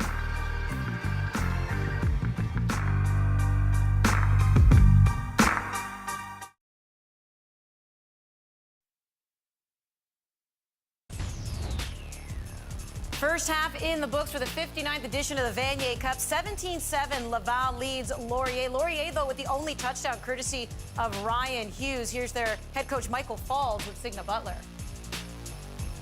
Well, Coach, you held them to just field goals in that first half. That's got to be a positive for you. Yeah, it was a bend but don't break on defense. The first quarter offensively, we didn't really get anything going. So we got one good drive, but we got to clean things up. We got to play 4 quarters. But you guys have trailed 5 times during this season, and you've come back to win them all. This team has some resiliency, right? Yeah, there's definitely no give up. Our sideline is still positive. We just need to execute at a higher level. Best of luck in the second. Thank you. Well, heading into this game, we talked a lot about the quarterbacks, and rightfully so, but it's a kicker for Laval who steals the show in those first 2 quarters. For Teza, 5 for 5. We've got the panel coming up next.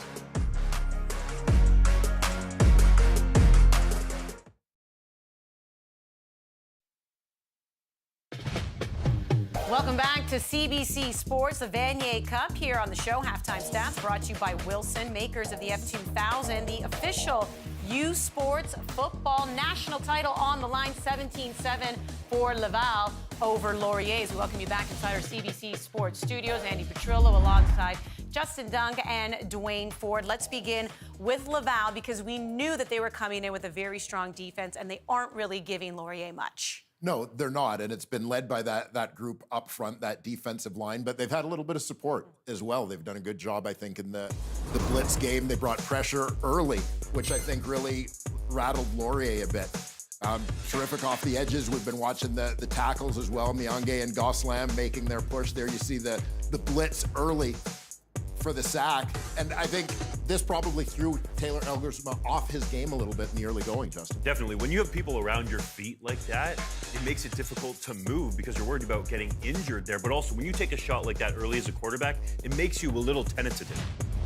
All right, well, here's the thing. When it comes to Laurier, the opposite side is their offense is pretty strong. Now, they do get the only touchdown in this game. A lot of the field goals are what Laval got, but they seem a little out of sync. Maybe to start, then kind of got back into it. A roller coaster ride, so to say. Definitely, Andy. Laval is used to this. They've been here. They expect to win Vanier Cups, or it's a disappointing year. For Laurier, it's the first time being in this game since 2005 when the program last won it. Now, I understand you want to show that you're here to play, but perhaps this awoke a sleeping giant that you did not want to in pregame. Then Taylor Elgersma, yes, letting out his emotion, but I think that carried over a little bit too much to start this football game. You see Raiden Thorne dropping the ball off a Laval defender's head. That draws a 15-yard penalty. And then Elgersma, I think, has a little bit too much energy and overshoots Ethan Jordan, the 1,000-yard receiver, on this play. That could have changed the entire complexion of the game. Yeah, and that's the kind of play you've seen him make all season long. He's dropped those throws in there. Now, I thought they did a good job maybe shifting from vertical to horizontal, attacking the edges in their passing game, which sets up one of their catalysts, Tayshaun Jackson. This is a guy who we label as something of the X factor for the WILFRED Laurier offense. He certainly provided a spark and seemed to get them back on track. We told you in pregame, the best player on this offense touches it at the biggest moment for Laurier. Ryan Hughes, little flip pass into the end zone. Laurier's only touchdown in the first half. We heard Michael Fold in the pregame show saying he doesn't want to rein in Elgersma's motion because it's been helping them win. But a lot of what you're pointing out, too, is that when it does become a detriment, then you maybe got to take a bit of a breather, right? Like, what are you saying to him halftime in the room? Just like right here, this Ethan Jordan catch is ruled no catch. But Elgersma needs to move on. If I'm Michael Fultz, that's what I'm talking to him about in the locker room. Play's over. This is 2 plays after that no catch call. You have to move on. It's cliche, but play the next play, especially against Laval. All right, so just as we thought that maybe Laurier could be turning things around a little bit, there was a turnover. That is what prompted Forteza to come back onto the field. He goes 5 for 5 when it comes to field goals. Just how much did that hurt them, do you think? Yeah, I think it's big in terms of momentum when you look at it. Because as you said, Laurier was just getting back into the game, and you could see body language and everything. Their spirits lifted, but Tayshaun Jackson, who had been that catalyst, provided the spark minutes earlier, trying to do the same, right? Fighting for more yards. Sometimes you just got to protect the football. Laval defense swarming to the ball creates that turnover, leads to the field goal. And so after Laurier gets right back in the game, right? They're within 4 points. After what was not a good first half for them, they've got 7 points.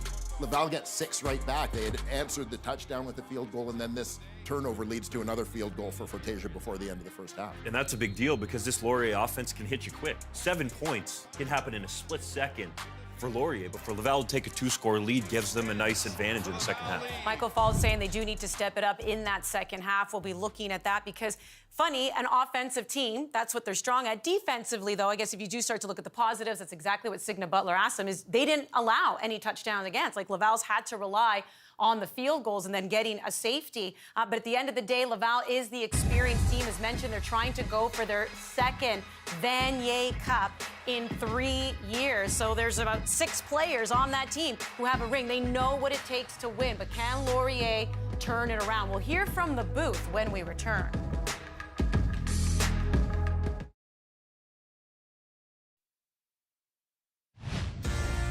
The PWHL season starts here 1 week from today. The Boston Fleet and Toronto Scepters kick off the season on CBC. Haley Salvian and Soroya Tinker are back with me on the panel. Join us for complete coverage. Puck drop is at 2 p.m. Eastern. Right now, we're bringing you the Vanier Cup. It's Laval leading Laurier 17-7. Here are Mark Lee and Deshaun Stevens. Well, the quarterback play in this opening half of the Vanier Cup has been in stark contrast to what we saw during the regular season. Let's begin with Arnaud Desjardins. He's been almost perfect, completing 22 of 25 passes and already 217 yards. But Deshaun, 4 times in the red zone, they've been unable to score a touchdown. Yeah, and you know what? The offensive line is giving Desjardins time to sit in the pocket. Desjardins is moving the ball around, and he's dissecting that Laurier secondary. But this Laurier defense, they are bending, but not breaking. Yes, like you said, allowing 0 touchdowns through 1 half. Laurier quarterback Taylor Elgersma, by contrast, struggled early. He was rocked early with a hellacious hit. Finished the half 8 for 10 for a total of 10 of 15 and only 106 yards in that one shovel pass, 5 yards for a touchdown to Ryan Hughes. And the truth is, you know, Laurier's offense has not seen a defense like this year. There is pressure getting to Taylor Elgersma. He is being hit early. That pocket is breaking down quick. We saw them able to pick up some momentum at the end of the half, but this Laurier offense is definitely struggling to move the ball. This is not what we're typically seeing from the #1 offense in the nation. They're a quick strike offense. 26 touchdowns they scored this year in 5 plays or less. They'll have to find that in the second half as they're down by 2 scores at halftime.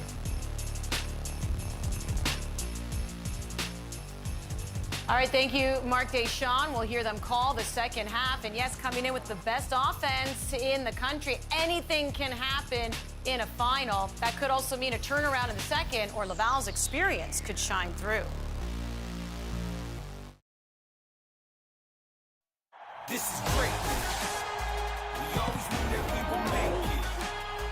It took a whole lot of patience. Every day of the year, it all pays off. No days off. Now we shine bright, so bright. All right, never back down. Always had to fight. Tunnel vision, taking everything in sight. We can't say that we never knew it. We dreamed it and then pursued it. A whole different level to it. We can't stop till we're at the top of the top. Give it all we got till the last drop. What you thought? This is great. Glenn Constantine has been with this program since its inception in 1996. He moved from D coordinator to head coach in 2000, and starting in 03, he has won a championship ring for every finger and thumb. The legend grows each season. He's with Signa Butler. Well, Coach, a very decent first half, but no majors. Boy, gotta like Forteza, though. Yeah, he's on fire. He's a great kicker. He's very steady. The special teams are doing very well. We're playing good complementary football. We're moving the ball on offense. We're taking time off the clock. We gotta finish our drives once in a while. And on defense, we gotta keep on playing good and take away the explosive plays. Thanks for this. Thank you. All right, guys, what do we want to see in that second half? Maybe we'll just start with Laval. No touchdown yet with the lead. Yeah, I think for Laval, obviously, it is great that Forteza has come out and gone 5 for 5. You want to see him go 5 for 5 on extra points, not on field goals. So that's the different look that they're looking for, is obviously to finish things up. But their defense has been absolutely terrific. All right, how are you feeling about Laurier? For Laurier, we need to see some of these chunk yardage plays. Michael Falds told us before the game that he's got to throw for over 300 yards for the Golden Hawks to win. He's at 106 in the first half. One play over 20 yards. And one of your keys was, for Laval? Yeah, to prevent those big plays, keep them to 3 or fewer of 20-plus yard completions. They had 7 last week. Basically, 7 completions accounted for over 270 yards for Laurier last week. They get it in big chunks when they're successful. They haven't had it in big chunks yet. All right, so we know Michael Falls, I have to say, he's been a great motivator all week long. He's been saying things that even get me going a little bit here. He's been saying the right things, right? But when you are also going up against Laval, a team that's kind of been there, done that, what are you expecting even from an emotional standpoint in this second half? There's a lot of hype, I think, going into this game for Laurier, and I think they felt like they were favorites, but they've been punched in the mouth. So I think they need to realize they need to reset, but get back to playing Golden Hawks football. Fast, high-flying, now that they've settled in. Mm-hmm. Yeah, so much of it being acting like you've been there before. Laval has been, Laurier hasn't been. Well, now they've got a half of experience. They need to settle down and rely on that. All right, let's see what this second half brings our way as we send it back to Kingston, Ontario with Mark Lee, Deshaun Stevens.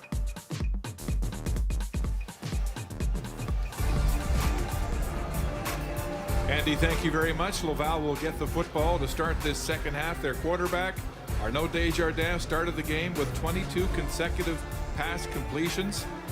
His team, though, had 4 trips to the red zone, unable to score a touchdown, relying on the 5 field goals by Forteza, who has tied a Vanier Cup record with those 5 field goals, his longest so far in the football game from 42 yards out. But Desjardins, 22 of 25 already in this football game, and over 200 yards in passing. Mark, he's been taking care of the ball, efficient through the air, making the right reads, making the right decisions. But again, that elephant in the room hasn't been able to reach the end zone with this offense. They're going to need to score touchdowns if they want to beat the Laurier Golden Hawks. Laurier's defense has been stout. They've been able to bend but don't break. And they've been able to deny this Laval offense throughout the first half. Second half on the way. Ball control quarterback, and he was a picture of that perfection in the first half. Dawson Hodge will kick off for the Golden Hawks. PJ Bernier and Nathan Lacasse back to return for Laval. It's a short kick, moonshot, and it's dropped and out of bounds. The fullback, Francois Giguère Lacasse, couldn't hold on, and so the 25-yard line will be where Laval opens this second half. Seems like they tried to catch them off guard with that short kick. Not wanting to kick it back to Perrier, who had a huge return in the first half at the 2-minute mark. So the Golden Hawks facing some adversity. They trailed 5 times this season. Came back to win each time. The only unbeaten team left in U Sports. To the air they go. Laval. Couchon makes the catch, beats the first tackle, gets away from Jahari Hastings, and then Ethan Gregorczyk makes the tackle after a gain of 5 yards on the play. Start things off with a bit of continuation of what you saw in the first half. Arnaud Desjardins finds his short routes. The long routes down the field are taken away. Finds Couchon, short yardage gain. Let's see what happens here on second down. 2nd and 5 for the Rouge at their own 30. They'll hand off. It's Waugh upfield, and he'll be stopped just shy of that first down. Jesse Wilkins-Flaherty making contact a yard from that first down marker. So it's 3rd down and less than a yard. Ball at the 34 of Laval. And Glenn Constantine will send his heavy team out onto the football field along with William Tremblay, their Wildcat quarterback. The second-year man out of Rimouski. He's a big man at 6'2", 225. So they will go. 3rd down and less than a yard. Laval gambling, diving into the thick of that Laurier defense. Marcus Tenney, one of the strongest defenders, went high to try to prevent the first down, but it will be a Laval first down and barely as they get it across that 35-yard line. Wow, what a stop right there. You saw a man go over the top, pull a Troy Polamalu. Who was that? Who pulled the Troy Polamalu? Tenney, 47, got over the top, was not able to stop the first down. Good try by that Laurier defense. Again, bend but don't break. So Tremblay stays in the football game at quarterback. He'll run to the wide side, head upfield. He'll have 6 or 7 and takes a hellacious hit and is stopped in his tracks. But there's another little wrinkle thrown into the offense of the Rouge. Tremblay bouncing off tackles. And that's what makes this offense so multifaceted. You see right here, Tremblay is able to find some space, break some tackles. He's a big body. He's 6'4", almost 230 pounds. But again, so many options on this offense outside of Desjardins. That was Ethan Bayfield who came across with that big finishing hit. Now, Desjardins, 2nd and 4, flags on the play. The ball intended for Cachon, but Malik Cote all over him, and this looks like it'll be pass interference. Once again, testing Malik Cote. Like they've done so much throughout the first half, like they've done so much throughout this game. That's a pass interference. Number 28 on Laurier. Spot foul, first down. No question, Cote has been the most targeted defensive back in this Laurier secondary all season. Yeah, all season. He leads the team in tackles. How many times do you see a corner lead the team in tackles? So Laval will have a first down at their own 49-yard line and scrambling off the field. Laurier trying to get players in position. That was Hastings who scrambled off the field. They'll stay on the ground. Wall with nowhere to go.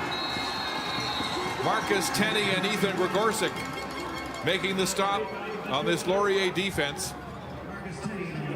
which has kept Laval's big offense out of the end zone so far in this Vanier Cup. Big question we had coming into this game was how would that front seven fare against this very, very strong and tall offensive line. You see Matt Crusoe gets in there, finds the hole, and is able to take down Matthew Waugh. 2nd and 10. The Desjardins and Laval Rouge throwing deep downfield, looking for Menzies, incomplete in a big battle with Malik Cote down the sideline.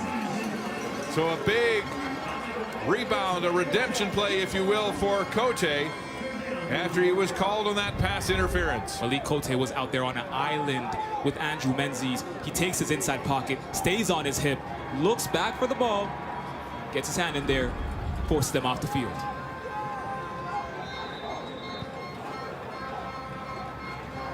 So Laval will punt. Forteza standing at his 35. Tayshaun Jackson back to return along with Titan Godoon.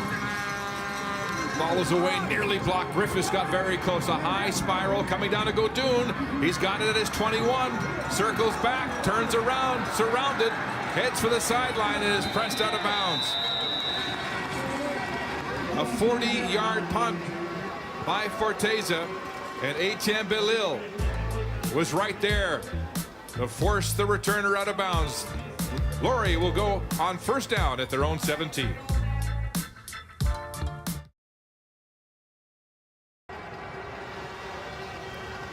Back at Richardson Stadium in Kingston, Ontario, the Golden Hawks going on offense. This football team back in the Vanier Cup for the first time since 2005. Mark, and it's been a rise that's been almost 4 years in the making. Started back in 2021 when this team was just trying to make the playoffs. All these players were in their first year. Cue to 2022 and they're 5-3 in the semifinals against Western. 2023 they finally win a Yates Cup, go 7-1, and now 2024 they win a Yates Cup, win a bowl game, and they're in the national championship looking to finish the job. Taylor Elgersma and the Hawks. First down at the 17, play action and incomplete. The pass intended for Ethan Jordan. It was underthrown. And so Elgersma, who struggled early but finished the half 8 for 10 for a total of 10 of 15 passing attempts and completions. And they're trying to get the ball in Ethan Jordan's hands. You saw he had the big jet sweep off the edge right there, trying to get the ball in his hands, trying to force that pass. Of course, incomplete. Second down. 2nd and 10 inside their 20. LAVAL loading up the box here. Here they come with pressure. Elgersma throwing a deep corner strike. Ethan Jordan's open. He's got it! What a catch! As he goes out of bounds at the LAVAL 48-yard line. What a play to dig out of bad field position. Like I said, trying to get the ball in number 4's hands. He's out there at the inside slot. He runs a corner, 3-step corner, finds himself off the edge, finds himself by himself, and makes a hard catch near the sideline. Beats Dele. First down, Laurier. 45-yard catch by Ethan Jordan. Elgersma across the middle, complete to Jordan again. Breaks 2 tackles, dancing his way to the 25-yard line. Elgersma on a roll here. And Mark, I know a lot of the hype is around Ryan Hughes, but remember, Ethan Jordan is the nation's leading receiver. He is the best receiver on this team statistically. If they want to win this game, they're going to need to get the ball in his hands. Runs across her over the middle, beats 1 tackle. First down, Laurier once again. Elgersma to Jordan, the first team All-Canadians connecting here to start this second half. They'll hand off to Keyshawn Jackson. Jackson is stuffed as he gets to the 20 and pushed back. Loic Brodeur, first man to make contact for the Rouge defense. You throw the ball 3 times. What you do is you hand it off to your All-Canadian returner, who's a running back. Try to see if he can pick up some yards. Tayshawn Jackson gets eaten up by that front 7 that's been so stout at stopping the run all season against some of the nation's top running backs. Only a gain of 2 by Jackson. 2nd and 8 at the 21 of the Rouge. Motion. Jordan. Stemmings going to the field. Here comes backside pressure. Look out! The ball's away and incomplete. But there are flags all over the field. And Elgersma now appealing to Kevin Baird, the referee, for a call. It's a procedure penalty. Well, wait a minute.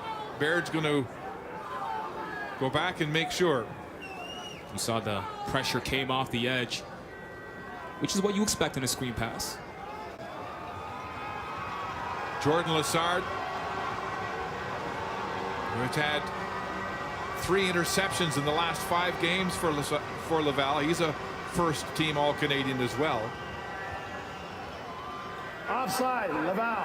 5-yard penalty. Wow. Second down. The first indication was procedure, but it's offside, LAVAL. So it'll be 2nd and 3 as the ball moves inside the Rouge red zone, spotted at the 16-yard line. So from a drive that looked like it was stopped to a drive that still has life for Laurier. Stemmings motions, comes back to the near side. Play action into the flats to Ethan Jordan. Jordan pushed out of bounds at the 3-yard line. He's been impossible to stop on this drive. He's an All-Canadian for a reason. Ethan Jordan comes out the backfield. Little fake handoff there into the flats. Taylor Elgersma gets it to his All-Canadian receiver, picks up a couple yards to move the chains, and this Laurier offense is knocking on that LAVAL goal line. Gain of 13 yards on that pass to Ethan Jordan. First and goal from the 3 of LAVAL. Heavy team in for Laurier. Nelms in the backfield. He'll motion out of the backfield. Passing down, there goes the ball. Complete, touchdown. Stemmings has it for Laurier.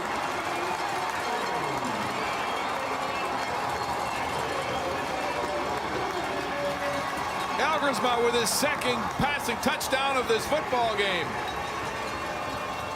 Culminating that 93-yard drive with a 3-yard toss to Jay Stemmings. They go empty backfield. Jackson Stemmings bounces in, bounces out, runs the flats, and Jordan Lessard is not able to get to him in time to put 7 on the board. Point after now for Dawson Hodge. It's up and good. Elgersma 4 for 5 on that drive. And his second touchdown pass of this football game. And Michael Faulds and the Golden Hawks are within 3.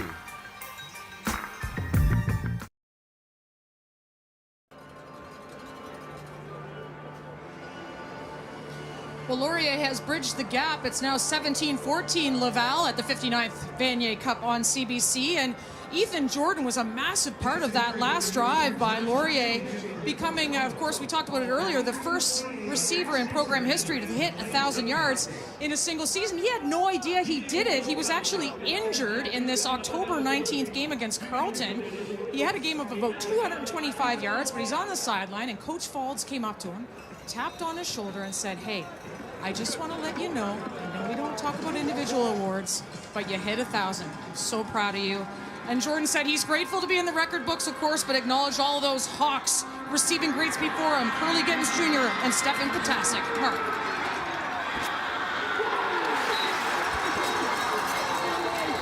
BJ Pernier returning the kickoff from Dawson Hodge and is nowhere to go as Laomi Ojutaleo, the special teams captain for Laurier, lays a big tackle on the Laval returner. And now the Rouge unable to get in the end zone in this football game with 5 field goals from Forteza. Have to be a little bit concerned seeing the firepower in that opening drive from Elgersma and the Golden Hawks. Laurier's gotten comfortable. They're moving the ball. They believe they can move the ball now. And now it's time for Laval to respond. They need to find the end zone as well. From tough field position at their own 21 on first down. Play action. Desjardins rolling. He'll throw it to Boutin in the flats, and Boutin is thrown out of bounds for no gain by Jahari Hastings, the second-team All-Canadian from Toronto in his second year at Laurier. Here's the truth. It looks like a big play, but if you're a Laurier defense, you'll give that up all day. You don't want to give up any plays over the middle. You don't want to give up any plays over the top. You want to take away everything and allow Desjardins to throw those under routes for small yardage gains. Second down, 9 yards to go, Laval. Desjardins gets it away. It's complete to Waugh, but he'll be short. Once again, Jesse Wilkins Florisi in on the tackle. He has been all over the football field on defense for Laurier. It'll be 3rd and 6 in a punting situation. Bend, but don't break. But on that drive, they didn't even bend. They didn't even bend. Of course, Arnaud Desjardins stands in the pockets, goes through his reads. He actually went through 3 reads before he found Mathieu Waugh. And of course, Wilkins Floresi is able to get there along with Malik Cote, make a big play, and take this Laval offense off the field. This defense is having an amazing day so far against one of the hardest offenses that they've seen all season long. Well, there's life on that Laurier bench as Forteza stands at his own 10. Tayshaun Jackson, the lone man to return for Laurier, inside his own 40. Forteza, a high end-over-end punt that bounces at the 46 right to Jackson. He reverses his field, and he'll have a return of about 4 yards on the play. A 36-yard punt, a 4-yard return, and the Golden Hawks go back on offense. We know that they can score in bunches. Remember the Yates Cup when they scored on their opening 4 drives. Remember how they answered back to Western when they were only ahead by 7 and came up with 17 straight points in the second half. Yeah, you know this is a team that gets hot quick. Just like that in the snap. They have these mini episodes of scoring. If you're Laval's defense and Glenn Constantine, you're trying to see if you could weather the storm, slow them down. Elgersma with a heavy front. 4 receivers. Stepping up, throwing deep downfield for Raiden Thorne, and it's incomplete. Too far for the 5th-year veteran receiver. But you can see what Laurier's doing now. They're reducing their receivers and adding more protection. Yep, they're taking the deep shots, and they want to give Taylor Elgersma a chance to stand back there and go through his reads, go through his options. Raiden Thorne ran the skinny post. Jordan Lessard, the all-Canadian cornerback, was on him. And, of course, overthrown. 2nd down. 2nd and 10. Again, the 4 receiver set. Here comes the pressure. Nelms in the backfield. 5-man rush. Ball's away. Jordan drops it. Oh, it was right in his hands. Perfectly thrown corner right in front of the Laurier bench. And the Golden Hawks will have to punt. And that's another costly drop by Ethan Jordan. That was a huge missed opportunity. Ethan Jordan ran the corner right off the edge. He was right there, wide open, cracking the defense, dropped the ball. Laval's defense got lucky. They will get the ball back. Guillaume Cochon to return. Beautiful spiral from Dawson Hodge. Cochon from his 17-yard line. He heads up the far sideline and will be pushed out of bounds by Luke Rayner, the rookie out of Carlisle. 49-yard punt by Hodge, who's having a terrific game, having to flip the field here. So if you're Laval, mission accomplished. You've overcome the storm, the episodes of scoring that might have come. You have the ball back if you're Laval. Now what you have to do is you got to do something that you haven't done all game. You got to score a touchdown. You got to drive the ball down this field on this stern and stubborn defense and put some points on the board. You can tie it, but of course, what you want to do is you want to take the lead or maintain the lead. Laval's another football team that doesn't panic. Remember last week in the Mitchell Bowl, they were held scoreless in the 1st and 3rd quarters of that football game, and then drove the field 85 yards, 11 plays in the final 3 minutes to win. So we know that they're a team that has composure. Still lots of time left in this football game, but a team that has been unable to get to the end zone yet against Laurier. The handoff is to Matthew Waugh. Waugh with a seam, and he'll have a 1st down and a gain of 12. Waugh, who showed his colors. He was a little miffed at the awards banquet the other night when he got up and walked out on Taylor Elgersma when he was giving his victory speech in the Heck Crichton Award. Because they thought Arnaud Desjardins should have won the Heck Crichton, right? He did. A lot of tension, some bad blood between these teams. It's Waugh again looking for a hole. Makes big contact again. It's Wilkins Flaherty, who has a big tackle there at the 50-yard line. So it'll be a gain of 4 on the play. 2nd and 6 for Laval. As this young man, Matthew Waugh, 2nd-year player in business management out of Beauceville, Quebec, has become the featured back in the playoffs. He has 92 yards from scrimmage so far in this football game. Screen pass to Waugh. Waugh flops to the football. The ball's on the ground, and Wilkins Flaherty has it for Laurier. Wilkins Flaherty is having the game of his life, and he's got the turnover for the Golden Hawks. Amazing play that by Laurier defense. Of course, Arnaud Desjardins gives the screen pass. And of course, Matthew Waugh picks it up. Wilkins Flaherty's right there. You see the strip. Wilkins Flaherty's right there, able to pick it up. Wow, what an amazing series of plays by this Laurier defense. Extremely disciplined. 1st and 10, Laurier across midfield at the Laval 53. 6 receivers set. The ball's away, complete by Ryan Hughes. He's wrapped up by Bouchard. Lessard in there to make the tackle, and a loss of 2 on the play. So Laurier substituting now as Nelms comes in. Stebbings out. Raiden Thorne is out as well. And they bring in Sebastian Parsalidis for protection.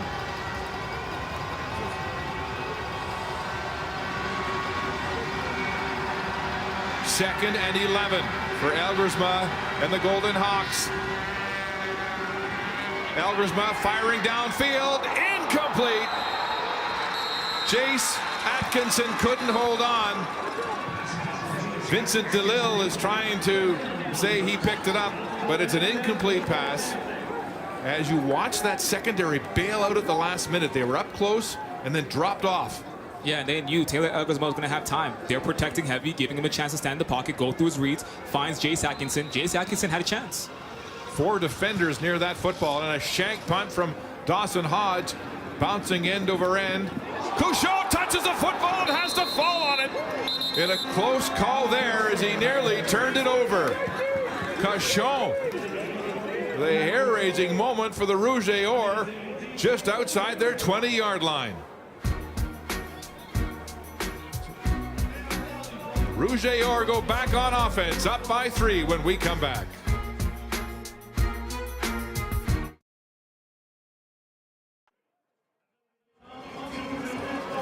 Low-scoring football game here in Kingston as Glenn Constantine speaks with his defensive coordinator Mark Fortier. Constantine with all the experience. Michael Falls, though, with the momentum here in the second half. And yeah, Mark, if you look really and truly, it's almost like you have the greatest coach in U Sports history, Glenn Constantine, really going up against the next greatest head coach in U Sports, Michael Falls. First down, Laval at their 22. Matthew Waugh with the handoff, a nice hole as he gets upfield, and Legali makes the tackle for Laurier. Paul Legali, the second-year player out of Edmonton, enrolled in psychology at Laurier. Waugh, despite his small stature, is managing to get through the thickness of that interior line of Laurier. And that Laurier secondary is doing an amazing job shutting down these receivers. Olivier Cool has not been a factor in this game since the first quarter. 2nd and 2, and William Tremblay, the Wildcat quarterback, is back into the game for Laval, wearing number 32. Tremblay in the shotgun. He'll wait, follow 76, and he's got an escort to a first down. Big block by Samuel Quevillon as he pulls from the left guard position and goes off tackle right for the first down with William Tremblay behind him. Driving the ball for this Laval offense is becoming harder as the minutes go by. This Laurier defense has momentum. That front 7 has momentum, right? And so if they want that first down, turn to William Tremblay, pick up a couple yards, extend the drive. He's the Swiss Army knife with 4 playoff touchdowns for Laval. First down at their own 36-yard line. Handoff is to Waugh again, and Waugh is finding more and more room as he goes off tackle left for a gain of about 6, maybe 7 yards as Ethan Gregorczyk makes the tackle at middle linebacker for Laurier. And now you're seeing this Laval offense and Arnaud Desjardins turn to Waugh, turn to the ground, turn to the run game to move the ball. They realize the secondary is stern. They realize they're shutting down all options. Let's move the ball on the ground. Fight for every inch. Stay on the ground, eat up the clock, keep Laurier's offense off the field. It's 2nd and 4. Now they'll throw. Desjardins across the middle, wide open. Olivier Cool. Cool breaks 1 tackle and is wrestled down at the 44 of the Golden Hawks. Coach A making the tackle for Laurier, but there's Olivier Cool, the leading receiver in the RSAQ, making a big appearance here in the second half. The linebackers bailed on that play. They sent the pressure, and it left the entire middle of the field wide open. Olivier Cool is by himself, one-on-one with Johari Hastings, and Olivier Cool, an all-Canadian receiver, is going to win that battle every time. Finds ways to get lost out there against defenses. First down. Here comes pressure now. Desjardins to the far side. Arsenault makes the catch, and he's tied up by Ethan Bayfield, the 3rd-year man out of Toronto, who will limit that gain to 6 yards on the play. So again, Desjardins and this offense continuing to pick away and control the clock. And give a couple of different looks as well. That's the first time today, or second time today, that Ethan Bayfield has been targeted. Arsenault only has 1 reception in the game. They've been picking on Malik Cote for the majority of the game. So they're going to some different looks to try to move this ball and keep this drive alive. Arsenault nearly broke his neck in the East-West game back in May. Came back for the final 2 games of the season. Desjardins under pressure. He'll throw down the middle. It's incomplete. Guillaume Cajon can't hold on as Harnour Dhaliwal at safety helps break it up. The pocket broke down. Arnaud Desjardins had to scramble, try to find the open man. Guillaume Couchon was right there. Arnaud Dhaliwal, the Ottawa GG's transfer, the veteran who got the start today for the first time this season in the biggest game of the year, comes down, makes the play. third down to try and force this offense off the field. Well, the field goal unit comes out. Will they punt? No, they're going to punt. So Forteza is well outside his range this year. Will stand just across midfield. Godun and Jackson are back in their end zone to return. Forteza with that big leg needs one here. Letting the play clock tick down. Forteza angles a beautiful spiral to the far sideline. It hits the goal line, bounces into the end zone. There's a flag on the play. This will be no yards against Laval. But a coffin corner punt from Felipe Forteza. And a 5-yard, no yards coming here against Laval. Trying to pin this Laval or this Laurier offense back deep, make them work on this next drive. Did the ball get into the end zone? If the no yards is in the end zone, that has a big bearing on where they place the football. Absolutely. Whether it's at like the 5 or 6 or well out to the 20, 25. Kevin Baird, referee, with the call. We have no yards, 15-yard penalty. First down. It's a 15-yard penalty instead of 5. Looked like the ball bounced. Took one bounce. Goal line. Did not reach the end zone. So they're moving the ball to the 16 and charging a 15-yard, no-yard penalty against Laval. Nonetheless, tough field position for Taylor Elgersma. And what could be the final play of the third quarter. Shovel pass. Ethan Jordan carrying the ball like a loaf of bread, and he's got nowhere to go. He's hammered. Garant Dumambila, who had that hellacious sack in the first quarter against Elgersma, makes the tackle. And that's been a jet sweep look that the Laurier offense has given Laval's defense all day. Ethan Jordan, that's actually his third jet sweep of the game. They ate that up. You see Christophe St. Hilaire is right there. Dumambila makes the tackle. It's a loss of 1. 2nd and 11 from the Laurier 15. Ethan Jordan motions to the boundary. Back to pass, Elgersma, crossing route, incomplete, intended for Jace Atkinson, and so now the Golden Hawks will have to punt. And that's the last play of the third quarter. What a tight football game, low scoring, nobody saw that coming. Laval up by a field goal. We come back.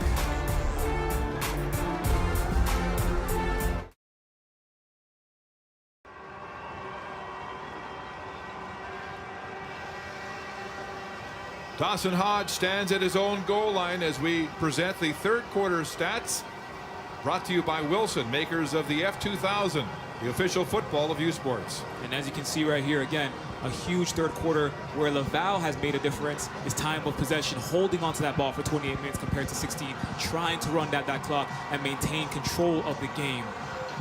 Laval had the football for more than 10 minutes in that third quarter. And that's a key statistic as they continue to keep this potent, powerful, explosive Laurier offense off the field. Now, Dawson Hodge at his 1 with Guillaume Cauchon at center field. Will Hodge give up the safety here? Yes, he will. He'll take the knee for the second safety given up by Laurier in this football game to make it a 19-14 game and a 5.1 score lead by Laval. Good call in terms of field position. Yeah, absolutely. You want to, Laval's going to get the ball back, and they've had issues driving down the field this afternoon, especially in the third quarter. This defense is playing really great. The front 7 is applying a lot of pressure. The secondary is taking away all the deep routes. The truth of the matter is, if you're Laurier, you're still in this football game. And if Laval wants to win this football game, they're going to have to take a deep shot and find the end zone. If you're Laurier, you can present that, you still have a chance. Laval goes back on offense after dominating time of possession in the third quarter. Handoff is to Matthew Waugh. Waugh scampering his way very close to a first down. Matthew Waugh negotiating the jaws of that Laurier defense and moving the yardsticks. And it reminds me of 2 years ago in the Vanier Cup. During their Vanier Cup run, Kalenge Muganda was the running back that burst onto the scene and served as life for this Laval offense. And now it's Matthew Waugh 2 years later. Laval in a 5-receiver set with Waugh in the backfield. Here comes the blitz. Trouble, and down goes Desjardins. Jerry Theodore, in only his second game as a Golden Hawk, has the sack. The 23-year-old rookie out of Ottawa who bounced around the NCAA and came to Laurier this year.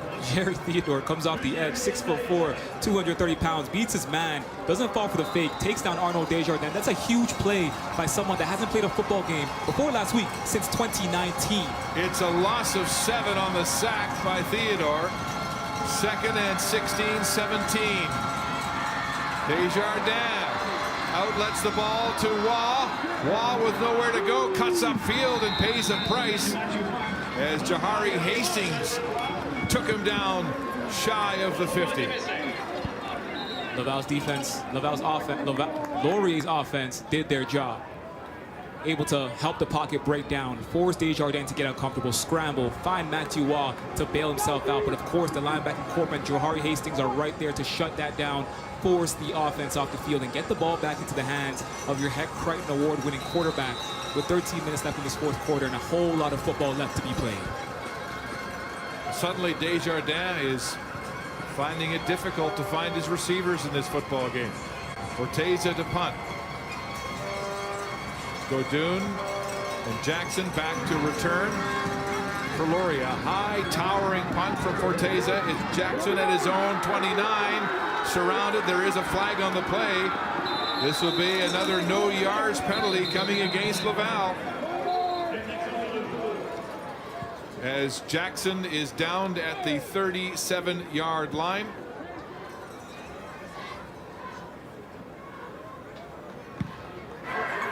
No yards. Laval, 15-yard penalty. First down. Back-to-back 15-yard no yards penalties against the Rouge special teams. This will give Laurier the football, 1st and 10 at their 45-yard line. Elgersma, who's passed for more than 400 yards 3 times this season, has thrown a total of 34 touchdown passes during the regular season and playoffs, and 2 here today. Elgersma, play action rolling, throws it across the middle. Ojutalayo has his first catch of the game and a big first down.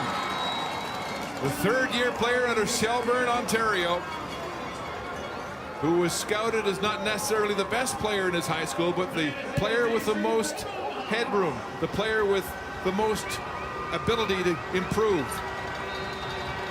And a no-huddle offense here for Laurier. At the 47 of Laval, Elgersma hands off to Jackson. Jackson up the gut. And he'll have about 5 on that carry. That play by Leomi Ojutalayo over the middle before this run was just so key in flipping the field. And now if you're Laurier, you're 20 yards away from being in field goal range, really and truly. But of course, you want to reach the end zone and put some more points on the board. Ojutalayo, typical of a lot of kids recruited by Michael Falls, kids who maybe were under the radar for other coaches, but have been turned into superstars here at Laurier. Elgersma, play action, pressure, gets the ball away. Ethan Jordan makes the catch, and a first down at the 33 of the Rouge. Elgersma getting that ball away quickly. Taylor Elgersma's first read on that play was Ethan Jordan. He ran the hitch route over the middle. There was contact on the catch, but Ethan Jordan, the all-Canadian receiver, is able to haul it down and move the chains. First down. Laurier at the Laval 32. Elgersma sets the table. Play action, rolling to the wide side. He'll outlet the ball to Ethan Jordan. Jordan going wide with a straight arm, which puts his hand into the face of Emil Barthelemy and have a gain of about 6 yards on the play. This is hero ball by Ethan Jordan. You're getting a view of why Ethan Jordan is the nation's leading receiver. You're getting a view of why he is the first 1,000-yard receiver in Laurier history and the first 1,000-yard receiver in the OUA or in U Sports since 2018. Hard to stop. It's 2nd and 3, Laurier. Threatening now at the 25 of Laval. 6 receivers set for Elgersma. Across the middle to Nelms. And he makes the catch and holds on to the football. But he'll be shy of the first down. And Francis Bouchard, the Will linebacker, is injured for Laval. The protection for Taylor Elgersma has gotten significantly better throughout this entire game. Well, Bouchard goes off the field. Taylor Elgersma had all day in the pocket, finds Nelms onto the edge right there. 3rd and a yard to go. 3rd and 1. And Laurier brings in their heavy set. Elgersma up under center. Listen to the crowd. Deafening here at Richardson. Elgersma will go off tackle right and have the first down.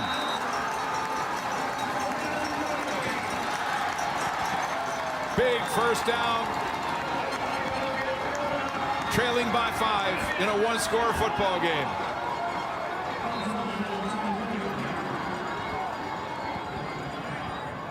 Offensive line did an amazing job parsing this off the edge. Taylor Elgersma finds the hole, and he's not afraid of the contact. He's not afraid to put his head down and fight for more yards. Does it right there, picks up the first down. Like you said, 5-point game, keeping this drive alive, threatening the end zone. First down, Golden Hawks at the Laval 20-yard line. Tayshaun Jackson in the backfield. Stebbings motioning to the far side along with Jordan. Elgersma on a broken play was looking to hand off and is stuffed for no gain at the line of scrimmage. A miscommunication in the backfield. Absolutely broken play. Yoan Miyange wrapping up the quarterback. Absolutely broken play right there. You saw Elgersma look to hand off the ball. No one there. Takes it himself. Yoan Miyange eats him up. That's a huge break for this Laval defense. Makes it 2nd and 9. Laurier behind by 5. 3 receivers wide side, heavy front.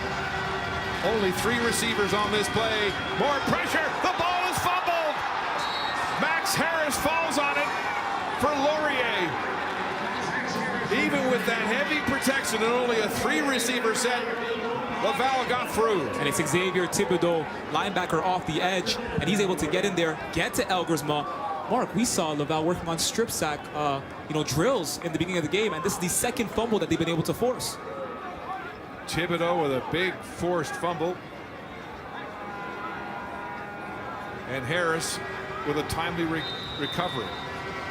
So this will be a 34-yard field goal right down the middle of the field for Dawson Hodge. His longest this year, 42 in the playoffs, so well within his range. Stebbings to hold. Hodge has it up. And good. So the Golden Hawks cut the lead to 2. With 8:26 to go in the 4th quarter. A low-scoring football game, and it's anybody's game at this point.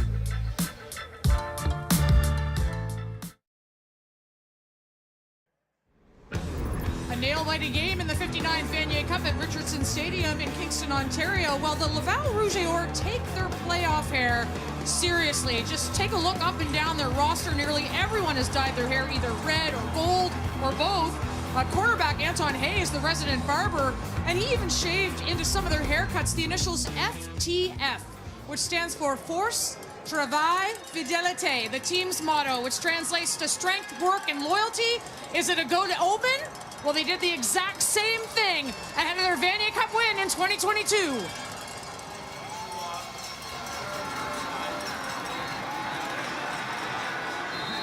Mathieu Waugh with a first down carry to move the yardsticks and a gain of 12 yards on the play for a Laval offense that has just 2 points on a safety in this second half. This vaunted offense that has yet to score a touchdown in the Vanier Cup. And if you're the Laval offense, what you want to do is control the clock for these next 8 minutes. Slow drive, burn the clock, hand it off to Mathieu Waugh. Let him break tackles, find first downs. Waugh with over 130 yards from scrimmage. He'll get the ball again. Waugh tripped up as he crosses the line of scrimmage. Matt Caruso making the tackle for the Golden Hawks to limit that gain to 4. As Waugh continues to be the biggest offensive threat for Laval in this football game. It's all clock management. Let's see if that front 7 can stop Waugh, force Arnaud to get the ball through the air to maintain possession. They'll give Waugh 5 on the play. 2nd and 5. Here comes the blitz from Laurier. Shovel pass. Couchon, what a call against the blitz as he gets outside, and then he's flattened at 50-yard line. And he's not getting up. Guillaume Cochon goes down, and officials have to separate the teams after the play. Dhaliwal coming in to make a vicious hit from the safety position. Wow. What a gutsy play on 2nd down, giving it to Guillaume Cruchon. He takes it up the middle and takes a huge lick off that jet sweep. Hole. And Arnaud Dhaliwal, collision. It's an awkward collision the way Cochon turned to meet the impact. He's already going down. Guillaume Cochon, who had 703 yards this year, all-purpose for Glenn Constantin, and the Rouge et Or is injured again, coming back to the lineup in the playoffs after being hurt late in the season, and we'll take a break as the medical staff from Laval takes a look at him.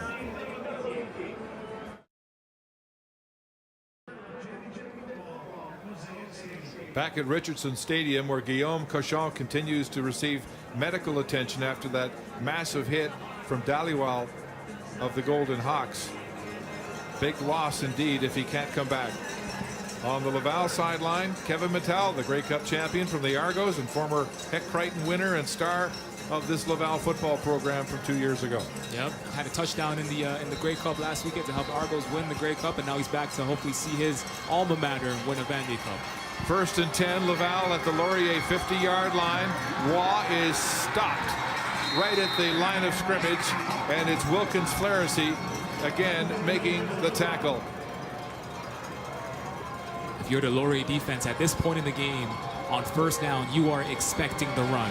You are going to send the blitz, send the pressure, shut down Waugh at the line, and hopefully force Arnaud Desjardins to throw the ball through the air on 2nd down. It's a gain of only 1. 2nd and 9. Here comes pressure from Laurier. The ball's away and incomplete. Intended for Boutin. It was too short. And Desjardins did not see Gaillardez wide open on the corner. And there you go. When you get a stop on 1st down at the line of scrimmage, you force Arnaud Desjardins to pass the ball through the air. And now it's on your DBs to take away all the options. Arnaud Desjardins throws a little bit of a duck there. They get away with that one. And now you're going to get the ball back in your Heck Crichton Award winner's hands with 6 minutes to go. It was Menzies who was open on that deep corner that Desjardins did not catch, as Forteza stands at his 41-yard line.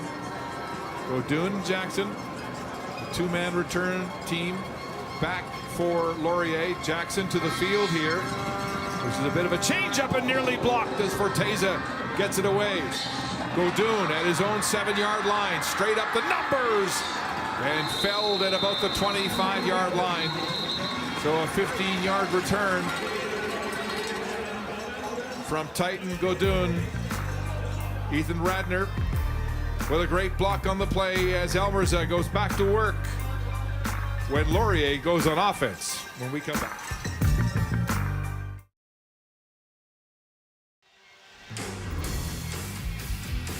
Six minutes to go in the football game. A 2-point lead by the Rouge et Or, who have had to depend on the 5 field goals of Forteza, a record-tying 5 field goals in the Vanier Cup. 2 touchdown passes from Elgersma to Hughes and to Stemmings. Elgersma has been good on 20 of 30 attempts for 229 yards and 2 touchdowns. And he starts this drive right in front of the Laval cheering section at his own 25. Listen to that sound. Elgersma steps up, gets the ball away. It's complete to Ethan Jordan. He's got some room. And he's dropped, fumbles the football. But the officials say he's down at the 45 and a gain of 20 on that pass and run. The pocket started to break down. Taylor Elgersma saw Ethan Jordan on the crosser over the middle. What you want to do is you want to get the ball in your best receiver's hands. Does that over the middle. Ethan Jordan is able to break, 1 tackle, pick up more yards. First down, Laurier. Ethan Jordan, 10 receptions for 169 yards in this football game. He motions to the near side.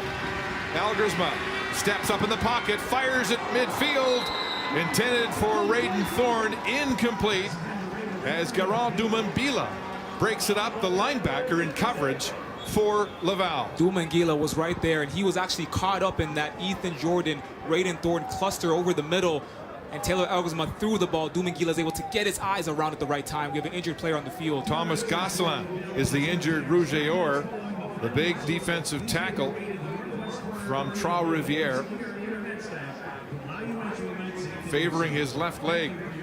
The big man is 6'3", 325, business administration student. Is part of that powerhouse interior of the Laval defense. Only 20 years old, yet such a huge part of that front seven. Michael Faulds and his quarterback, Taylor Elgersma. Faulds saying the other day, we were both blessed with strong arms, but we both have the linebacker's mentality. And that's why Faulds lets Elgersma play with that edge, with that chip on his shoulder, because that's when he's at his best.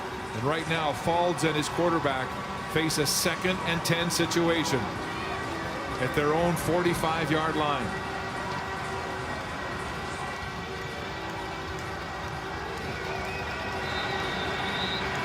The Quebec fans with their horns blaring.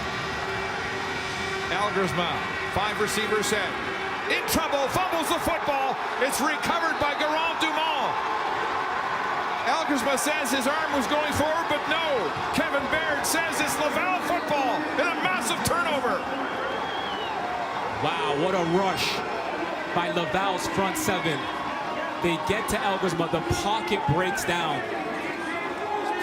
You see off the edge, 21 comes in, beats Tanner Nelms.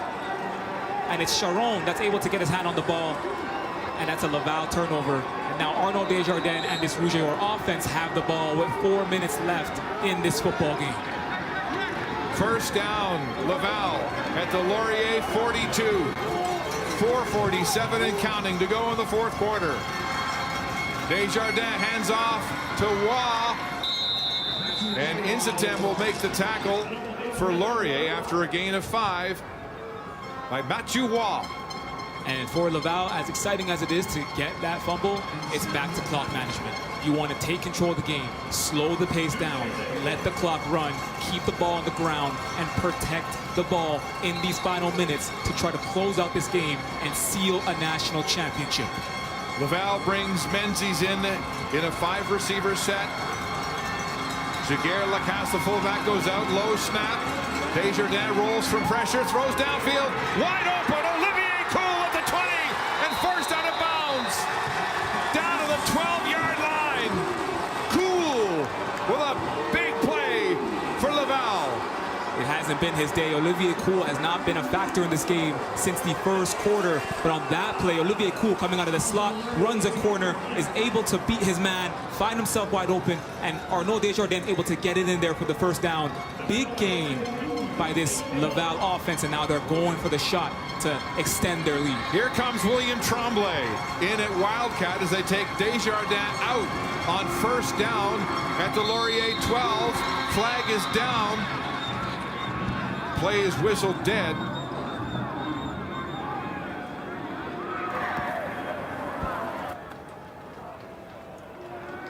Illegal substitution looks like it's the call.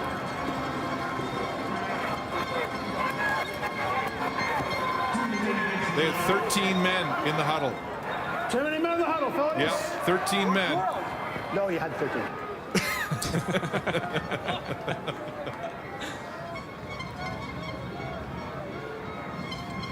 So they'll mark that ball back 5 yards, and we'll call it 1st and 15 from the 17-yard line. So Tremblay stays in at Wildcat quarterback, and they leave Desjardins on the sidelines. A heavy set up front, just 2 receivers and a running back. And Tremblay goes to his right, gets a block, and he's stopped at the line of scrimmage. Malik Cote, the boundary cornerback, makes contact to stuff that play for Laval. Malik Cote is extremely stepped up today.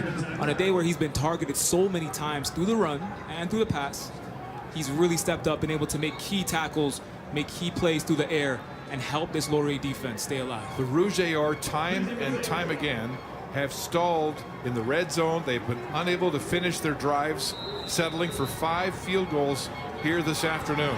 Here they are in the red zone, 2nd down and 13 to go.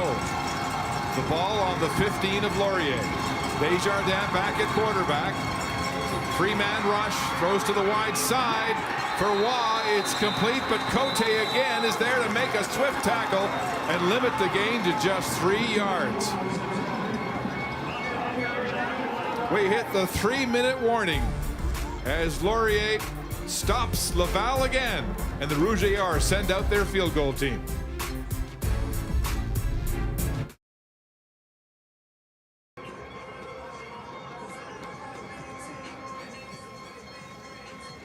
The Vanier Cup awaits its winner with 2:52 to go in regulation time. The ROUGE up by just 2 points, and they will attempt their 6th field goal of this football game. The ball spotted placement at the 18-yard line. ROUGE have monopolized time of possession in this football game. They have been able to move the football, but have not been able to finish. But for 2 big drives by Laurier, their explosive offense has been curtailed.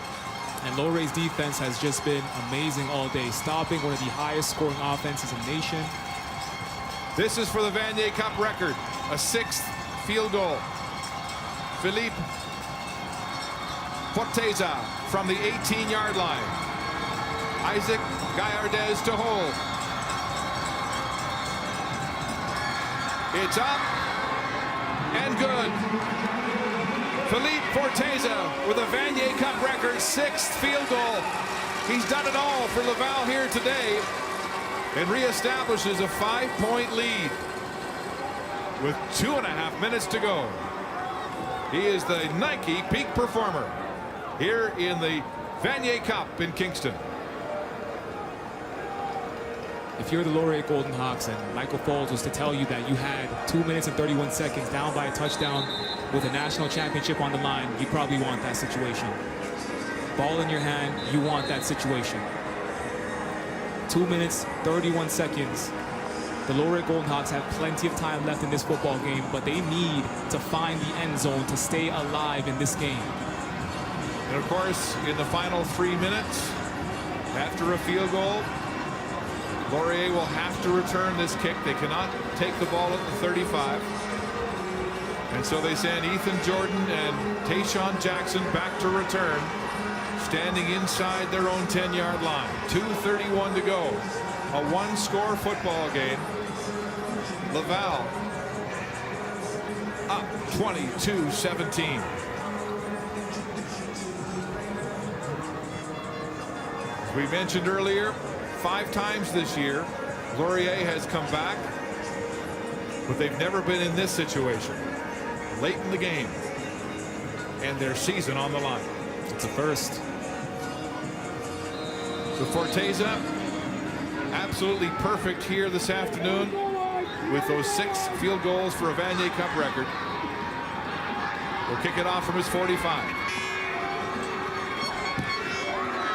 Deep, forcing Jordan back to his own 3-yard line. Ethan Jordan turns, has a lane, there's a flag on the play, and a great return to the 30-yard line. And a pile of bodies and some pushing and shoving after the whistle. There's a flag at the 15-yard line. Is this coming back? Forteza has been sparkling here today. And Mark, you got to remember, in the Mitchell Bowl, he missed a pivotal field goal that could have gave LAVAL. Hit the goal, hit the upright. But today, he's when they needed him the most. 4 for 8 during the regular season, 5 in the playoffs, and 6 here today. What an arc.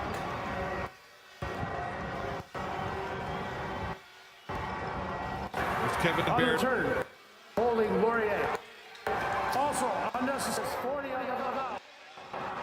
Point of foul, up 5 yards. That blood popping here in the late going. An unnecessary against LAVAL. And the holding call against will get +5 on the differential penalties and start. Should get their 20-yard line first. LAVAL fans thunderous. On the Elms, great run as he crosses the 20th, gain of 6. As Laurier tries out of tough field position. Hand the ball off back on first down. Let him get his average 6.2. Bring you half to a first down. Time 2 minutes 19 seconds. The rush. Take your time. There's a lot of play.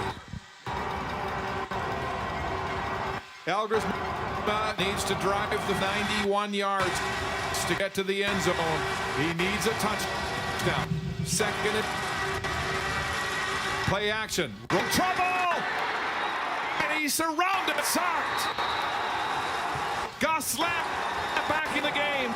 Off. And a loss of 5. What a play defense on that play. So Elgers tried them. He had Ethan Jordan coming across the flats. Gosselin didn't fall for it. Found Taylor Elgersma, took him down for the sack, and takes this Laurier offense off the field, giving the ball back to your offense with 1:58 left in the fourth quarter. What do you think of that call? I mean, it's 3rd and 9. They are deep, but they're going to punt the ball away and hope to get it back. Dawson with a great Dawson Hodge. Nadon with the return. Remember, Cauchon is injured. So Nathan, Ben Nadon, the second-year law student, will return that about 5 yards in the play and give the Rouge great field position at their own 54 with 1:50 to go. And it was a gutsy call play to actually go for the punt inside your own 10. But I see them trusting their defense. Their defense has been amazing all day. They can't give up a field goal, though, with this time in the game. Let's see if they can be able to stop this offense. 1:50 left.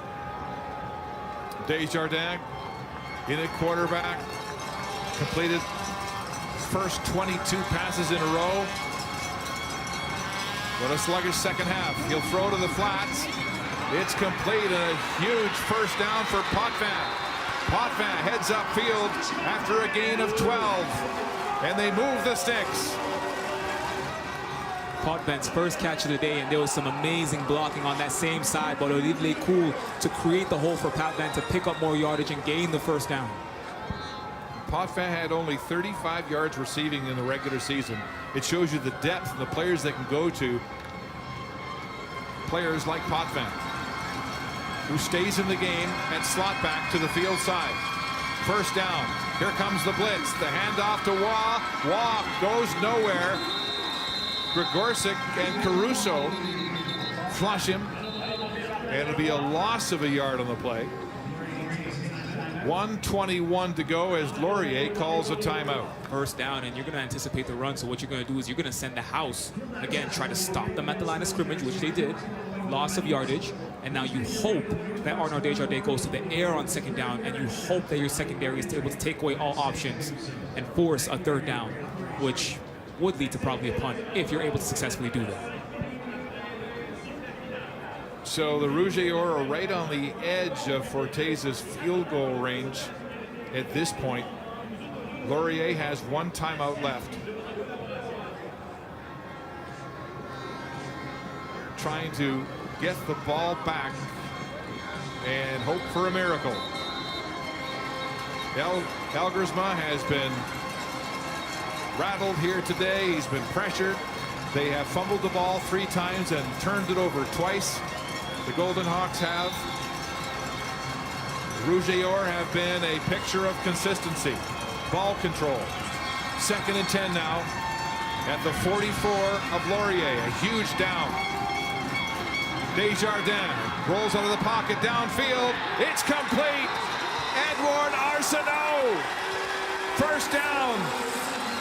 The Vanier Cup champion from 2 years ago nearly broke his neck in the East-West game, and neurologists wouldn't clear him to play until the second last week of the season because he had tingling in his arms and his hands, and he's come back to the fold with a big first down. Mark, that might have been it right there. Arnaud Desjardins able to stay in the pocket, breaks down a bit of pressure coming off the edge, and he sees Arsenault in the hole in that zone, and Arsenault gets down immediately to secure the first down and protect the ball.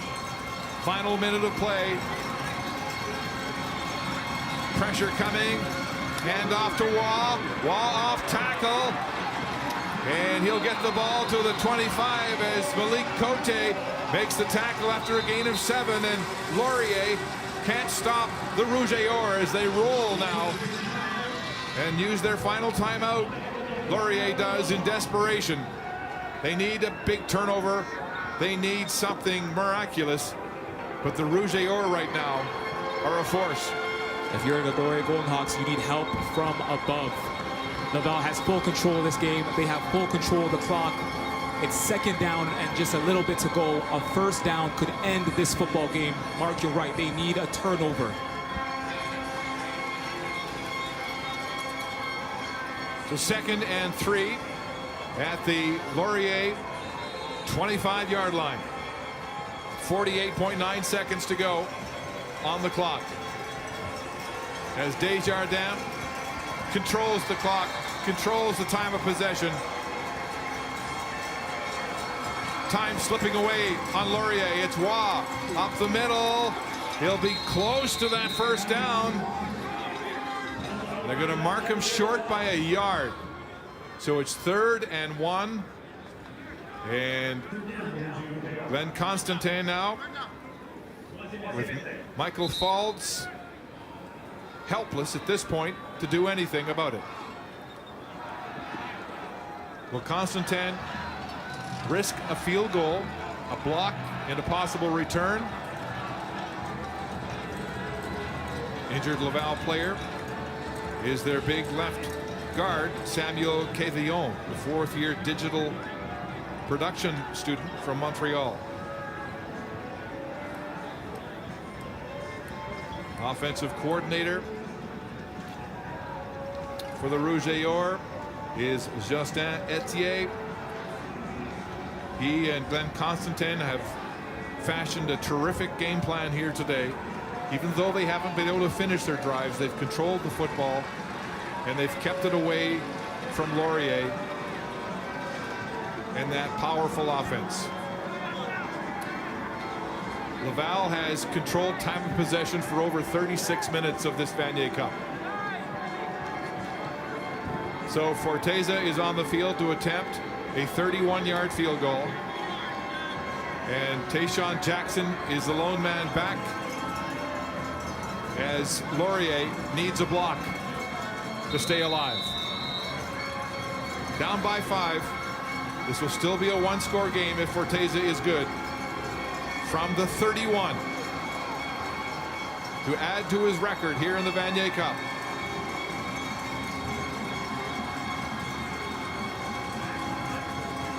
It's out, down, kicked, and wide right. Here's Jackson out of the end zone. 15 yards deep, gets outside. Jackson scampers and dives and is down just across the 10-yard line with 13.5 seconds to go.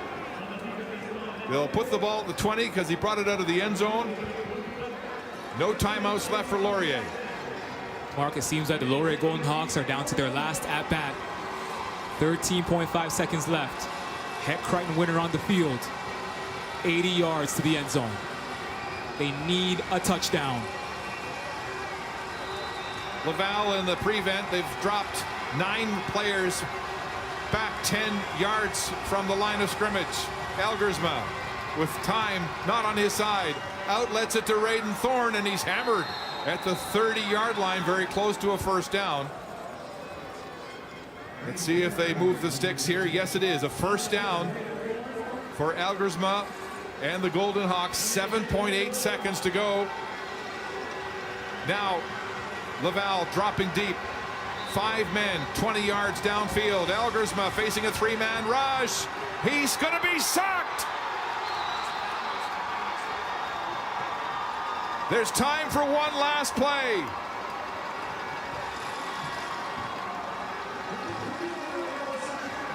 Nathan Charon, the rookie from Montmorency, with the sack for the Rouge-et-Or. And that might be the sack that puts this game away. Still 0.4 seconds left on the clock.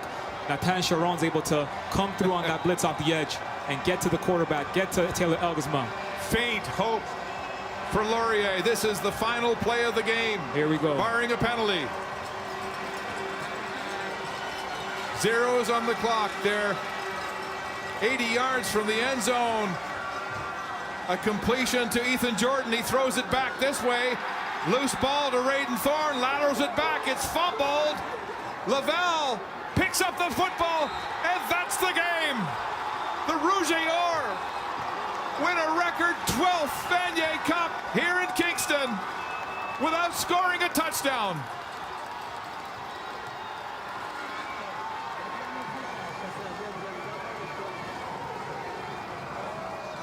Glenn Constantine with his 12th Vanier Cup, the most decorated coach in U Sports history. And for Taylor Elgersma, his first loss of the season as the unbeaten Laurier Golden Hawks go down to defeat 22-17 to the Laval Rouge-et-Or.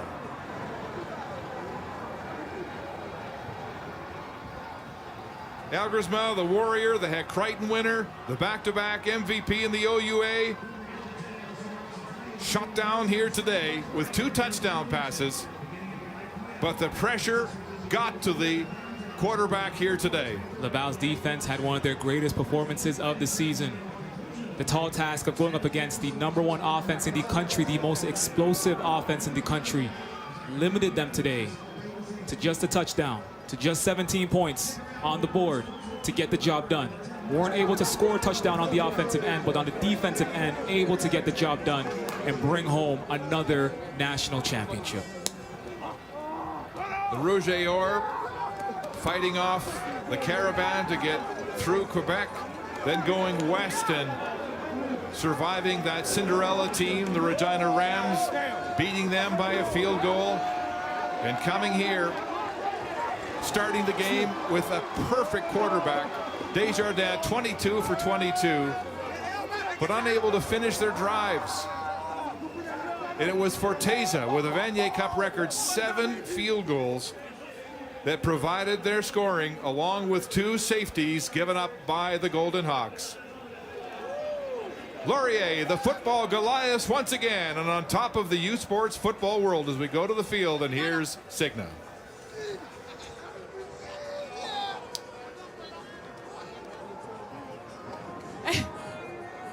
Arnaud, I think we're on here, so we're going to say this. You know, I interviewed you in 2022. You were just a fresh-faced quarterback winning your first championship. Now you're a leader winning your second. Does it feel any better this time around? Yes, it does, honestly. With the underwhelming year we had last year, it feels so good to be back on top, and I'm just so proud of the guys. How about your kicker today? A little bit shaky during the season, but he has been rock solid, and today setting a record for Vanier Cup field goals. Yeah, I'm not surprised. I mean, he was solid for us on the back end of the season. He's an amazing player, an amazing person, and I couldn't be happier for a guy on this team, man. What a man. Enjoy the celebrations. Thanks a lot. What a story. Arnaud Desjardins, Vanier Cup winner in 2022. An off-season last year. His coach, Glenn Constantine, said he had to earn the starting quarterback job this year. He said, "Are you serious?" He is, "Yeah, you're going to eat some humble pie." And what a year he's had. 1 interception the entire season, and he wins his 2nd Vanier Cup in 3 years. Andy? Mark, what a great game for the 59th edition of the Vanier Cup. It was close, 19-17 at one point, but Laval pulls away. We already heard Mark say it. Their record 12th title. They already came here leading with 11 titles, and Laurier was looking for the first since 2005. They will have to wait. Andy Petrillo alongside Justin Dunk and Dwayne Ford. What about, we just heard Desjardins talk to Signa Butler there. He did win 2 years ago, but he had to fight for this position this year. He did, literally, in their exhibition game against Bishops. He threw 3 interceptions in the first quarter. And Glenn Constantin pulled him aside and said, hey, man, you got to earn this. This is not going to be given to you. Yeah, and I think one of the things that really stands out to me about this in terms of the performance of Arnaud Desjardins is the fact that all the talk all week was about Taylor Elgersma. From guys like us, admittedly, and obviously both up for the Hec Crichton. Elgersma wins it. You look at their numbers for the season, they're remarkably similar, right? Both in the top 3 in so many different categories in passing yards, touchdowns, completion percentage, quarterback rating. They were both great. The difference was, and it kind of showed today when you think about it, not directly, but Desjardins only threw that 1 interception through the regular season that you heard Mark talk about. Elgersma threw 9, right? Desjardins all year was so consistent at doing a good job taking care of the football, and that's exactly what he did today. And turnovers played a role in the outcome of this football game. Yeah, no interceptions, no fumbles for him. Yeah. And he was somebody that, to your point, was kind of a little under the radar just because of Elgersma and everything that we were saying about him. And rightfully so, Taylor Elgersma deserved the spotlight. But near the end here, I think it was, the final 4 minutes to go, he was sacked 3 times. And then one in particular that kind of really was the dagger here, Justin, was this one right here where there is the turnover, because you don't want to see Forteza on the field, which ultimately is what we ended up seeing because of this. You don't want to see it, but I think this ball actually slipped out of Elgersma's hands. Might have been touched there as well, but these are sacks you just can't take at crunch time. The ball needs to be gone. Yeah, and the pass protection was an issue for Laurier throughout this game. We think about how the first quarter started. We think about how the fourth quarter ended. The Laval defensive line won when they needed to win. And I know we talked in the pregame about the big guys in the middle of that, the defensive tackles, Gosselin and Mionge. I thought the guys coming off the edge as well did a terrific job in this ball game. They talked a little bit about Nathan Charon at the end of the game, and Laurent Brodeur as well, I thought was very good, very effective coming off the edge. First time since 2004, the Vanier Cup was won by a team that did not score a touchdown. That team, by the way, was Laval. They did that against Saskatchewan. Here they do it again today, and a lot of that is Felipe Forteza, who comes on, goes 6 for 7 near the end. That was intentional, so I'm still going to say it was 6 for 6 on the day because it really mattered. And this, too, is another player. Signa mentioned it, struggled a little bit during the regular season, but it was like, he became a completely different player come playoff time. And he used to be a linebacker.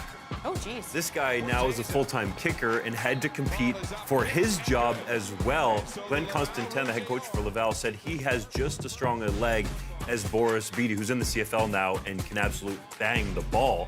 But for him to come through in the clutch for Laval was earned. Yeah, and this is a young guy getting better and better as the season goes on. As you mentioned, the struggles earlier in the year, but in the biggest game of the year, here he is. We'll say near perfect. Andy says perfect. Regardless, a terrific game.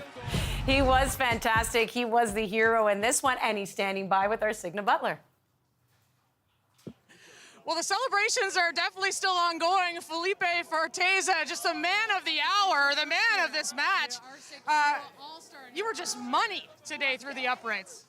I guess. I think it's all the trust that the boys gave me during all the season. I had some tough moments, and they just trusted me, and it helped me to trust myself. So I did it, and that's it. I think it's a great time.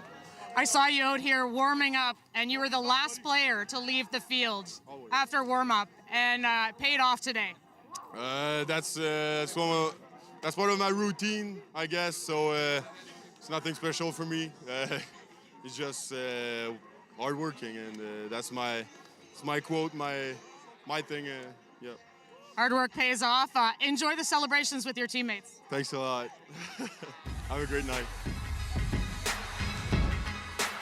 All right, well, here are the end of game stats brought to you by Wilson, makers of the F2000, the official U Sports football.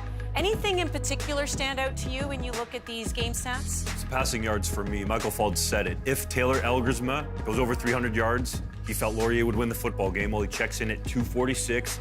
Some of those did not happen because of sacks. There were some drops and just being out of rhythm to start the game. Yeah, and adding on to that, I would say the things for me are the turnovers and the time of possession. Turnovers, obviously, because Laval wins that part of the game.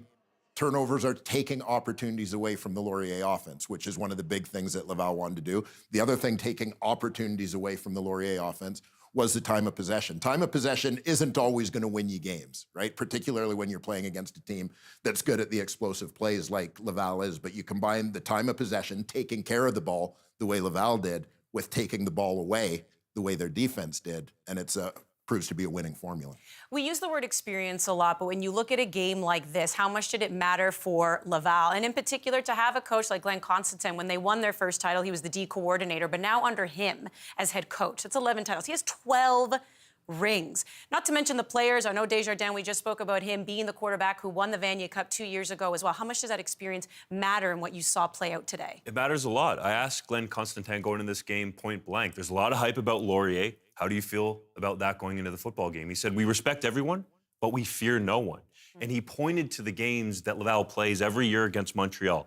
Packed stadiums, whether it's in Montreal or at Laval, with 20+ thousand people there, that his team is used to these types of atmospheres. Yeah, and I would say as well that the level of, when you talk about the Montreal games in particular, there's a level of adversity that goes along with those games. You're not always ahead.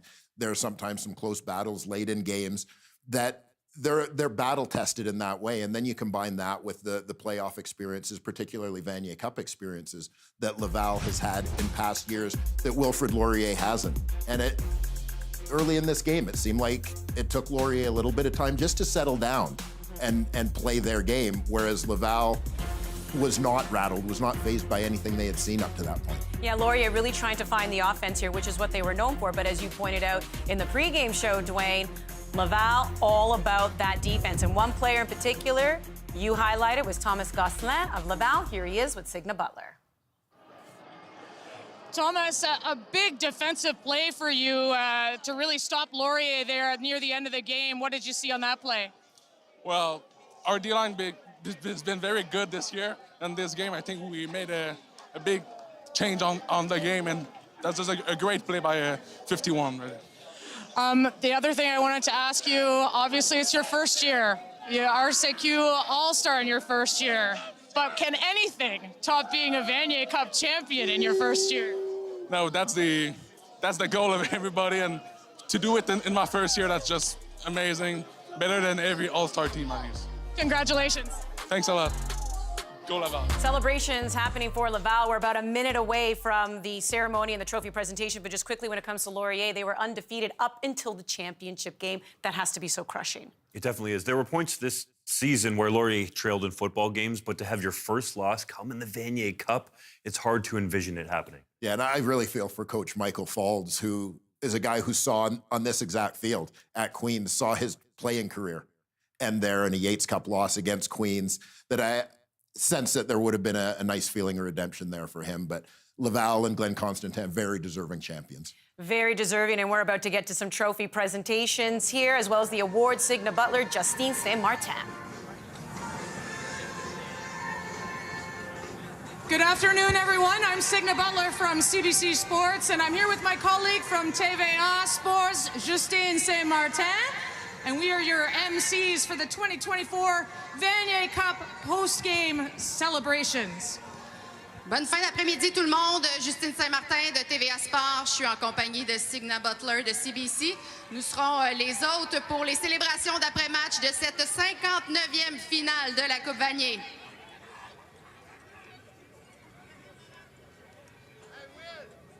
If we can have Andre Darvaux, the Executive Vice President from the Université de Laval. Oh, you're already on stage. Yeah. Thank you. On accueille M. André Darvaux, vice-recteur exécutif à l'Université Laval, pour remettre le prix Bruce Coulter, qui cette année sera remis aux joueurs offensifs par excellence de la Coupe Vanier 2024.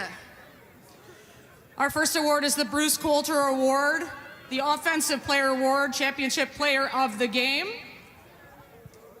C'est tellement mérité. Le numéro 12, Arnaud Desjardins.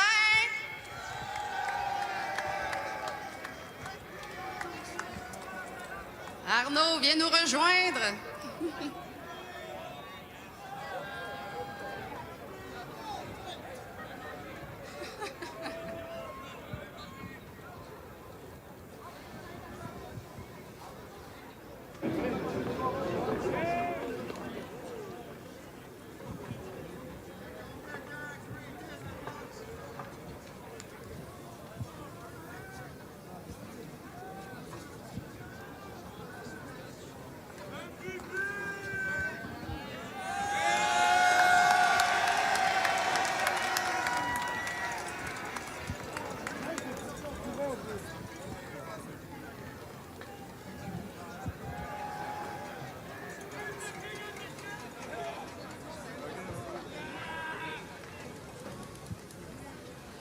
Our next award, the U Sports MVP, the Ted Morris Award. Again, stand by to hand that out. Maintenant, le prix Ted Morris remis aux joueurs par excellence du match Nike pour cette Coupe Vanier 2024. Avec un nouveau record à la Coupe Vanier, Philippe Forteza.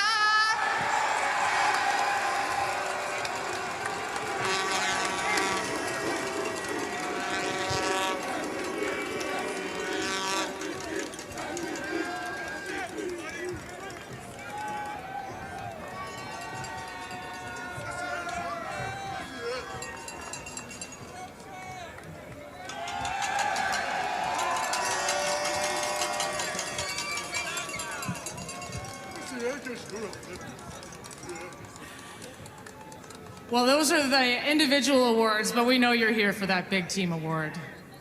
So next up, please welcome to the stage from U Sports, Pierre Arsenault, CEO, Matthew Davies, Chief Sport Officer, to present the Vanier Cup and the U Sport Championship banner. Donc, c'était les deux prix individuels, mais Forteza a bien dit que celui qui l'intéresse, c'est celui du centre. On accueille Pierre Arsenault, chef de la direction U-Sport, ainsi que Matthew Davies, le chef des sports chez U-Sport, pour la remise de la Coupe Vanier et de la bannière à l'équipe championne. So can we have the captains from the LAVAL ROUGE et Or come to the stage, please? On invite les capitaines de l'équipe championne, le Rouge et Or de l'Université Laval, à monter sur le podium pour recevoir le trophée et la bannière de champion.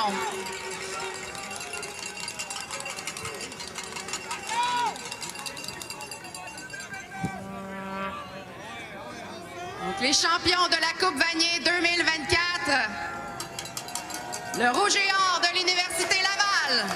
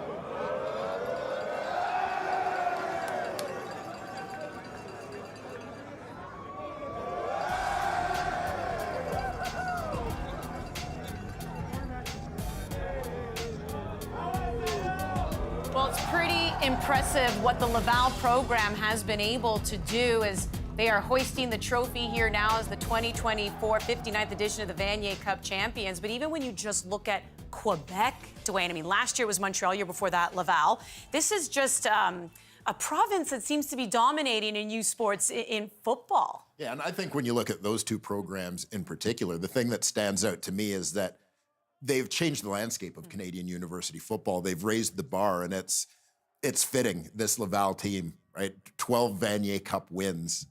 they've never gone more than 3 consecutive years without winning the Vanier Cup. That level of consistency is remarkable. It's unbelievable. And you couple that with the fact that Laval had to go through the defending champs and Jonathan Senecal, who was a Heck Crichton winner a year ago, just to get this opportunity. That is pretty impressive, what they've been able to do. And, I mean, again, you look at Laurier, it's great for them to be back in the Vanier Cup final, first time since 2005. It ends in disappointment for them, but a great experience. Elgersma, we've been talking about him, getting eyeballs on him from outside as well of the youth sports division. And congratulations to Laval Rouge or being crowned the Vanier Cup champions. That is Justin Dunk, Dwayne Ford joining us here on CBC Sports for our coverage of the national title. Can you believe Laval wins it all without a touchdown? But their defense gets it done, and no surprise that Forteza, special teams, named MVP with his kicks. Coming up, we are not done here on CBC Sports.